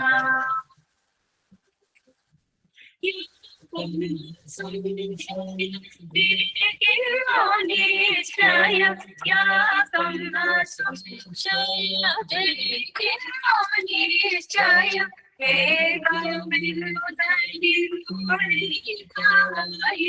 काय आते मंगल देवते पुत्रನ ಮೇಲೆ ಪ್ರೀತಿಯನ್ನಿಡು ಲಲಿತೆ ಆತೆ ಮಂಗಳ ದೇವತೆ ಪುತ್ರನ ಮೇಲೆ ಪ್ರೀತಿಯನ್ನಿಡು ಲಲಿತೆ ಪೂಜೆ ಪಾಲಿತ ಭಕ್ತ ಪೂಜೆ ಪಾಲಿತ ಭಕ್ತ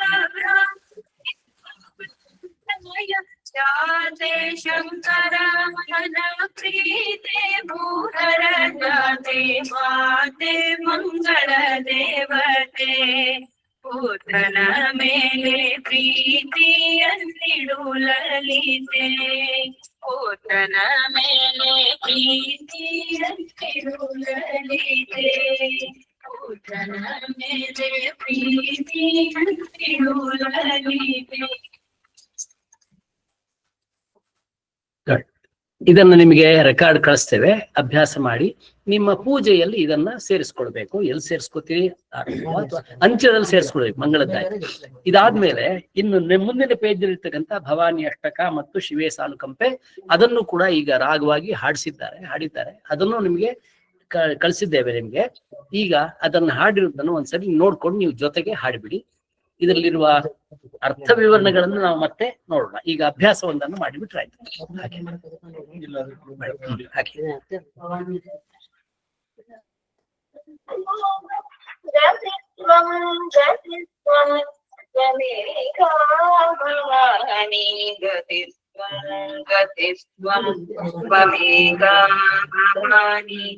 ನ ಜಾನಾಮಿ ಪುಣ್ಯಂ ನ ಜಾನಾಮಿ ತೀರ್ಥಂ ನ ಜಾನಾಮಿ ಮುಕ್ತಿಂ ನಯಂ ವಾ ಕದಾಚಿತ್ ಜಾನಾಮಿ ಭಕ್ತಿಂ ವ್ರತಂ ವಾ ಮಾತಃ ಗತಿಸ್ತ್ವಂ ತ್ವಮೇಕಾ ಭವಾನಿ ಗತಿಸ್ತ್ವಂ ತ್ವಮೇಕಾ ಭವಾನಿ ವಿವಾದೆ ವಿಷಾದೆ ಪ್ರಮಾದೆ ಪ್ರವಾಸೆ ಜಲೆ ಚಾಲನೆ ಪರ್ವತೆ ಶತ್ರು ಮಧ್ಯೆ ಅರಣ್ಯೇ ಶರಣ್ಯೇ ಸದಾ ಮಾಂ ಪ್ರಪಾಹಿ ಗತಿಸ್ವಂ ತ್ವಮೇಕಾ ಭವಾನಿ ಗತಿಸ್ವಂ ತ್ವಮೇಕಾ ಭವಾನಿ ಅನಾಥೋ ದರಿದ್ರೋ ಜರಾರೋಗಯುಕ್ತೋ ಮಹಾಖಿನ್ನ ದೀನ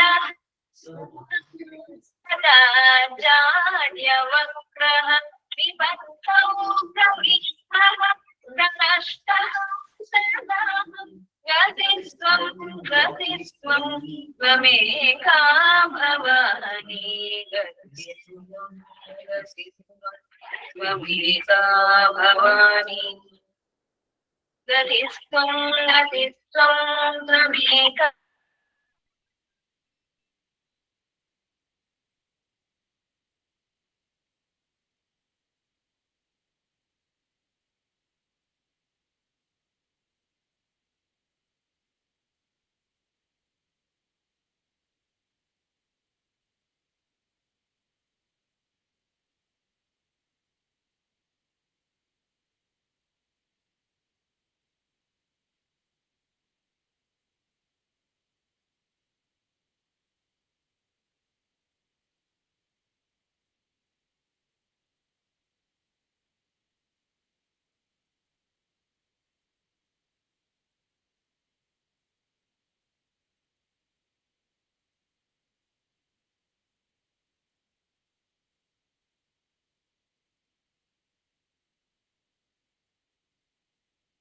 Let him sleep with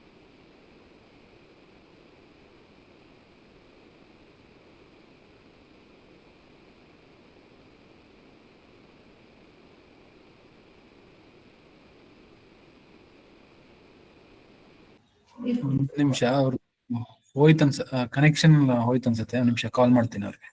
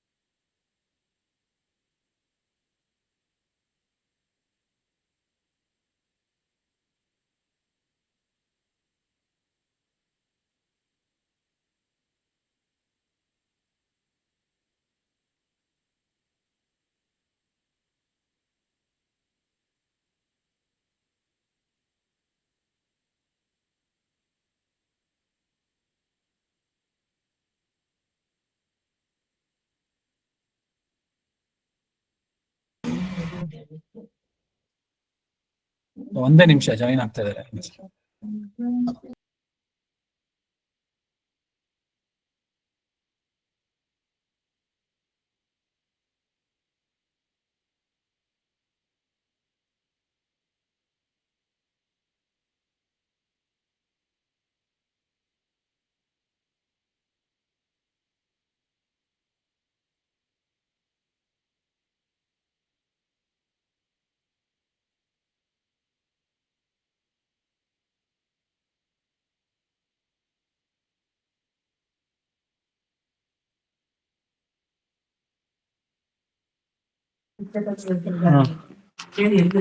ಇದೊಂದು ಟೆಕ್ನಿಕಲ್ ಇಶ್ಯೂ ಆಗ್ಬಿಟ್ಟು ನಮ್ದು ಗೊತ್ತಾಗಿಲ್ಲ, ಕಾಲ್ ಕಟ್ ಆಗಿರೋದು, ಕ್ಷಮೆ ಇರ್ಲಿ.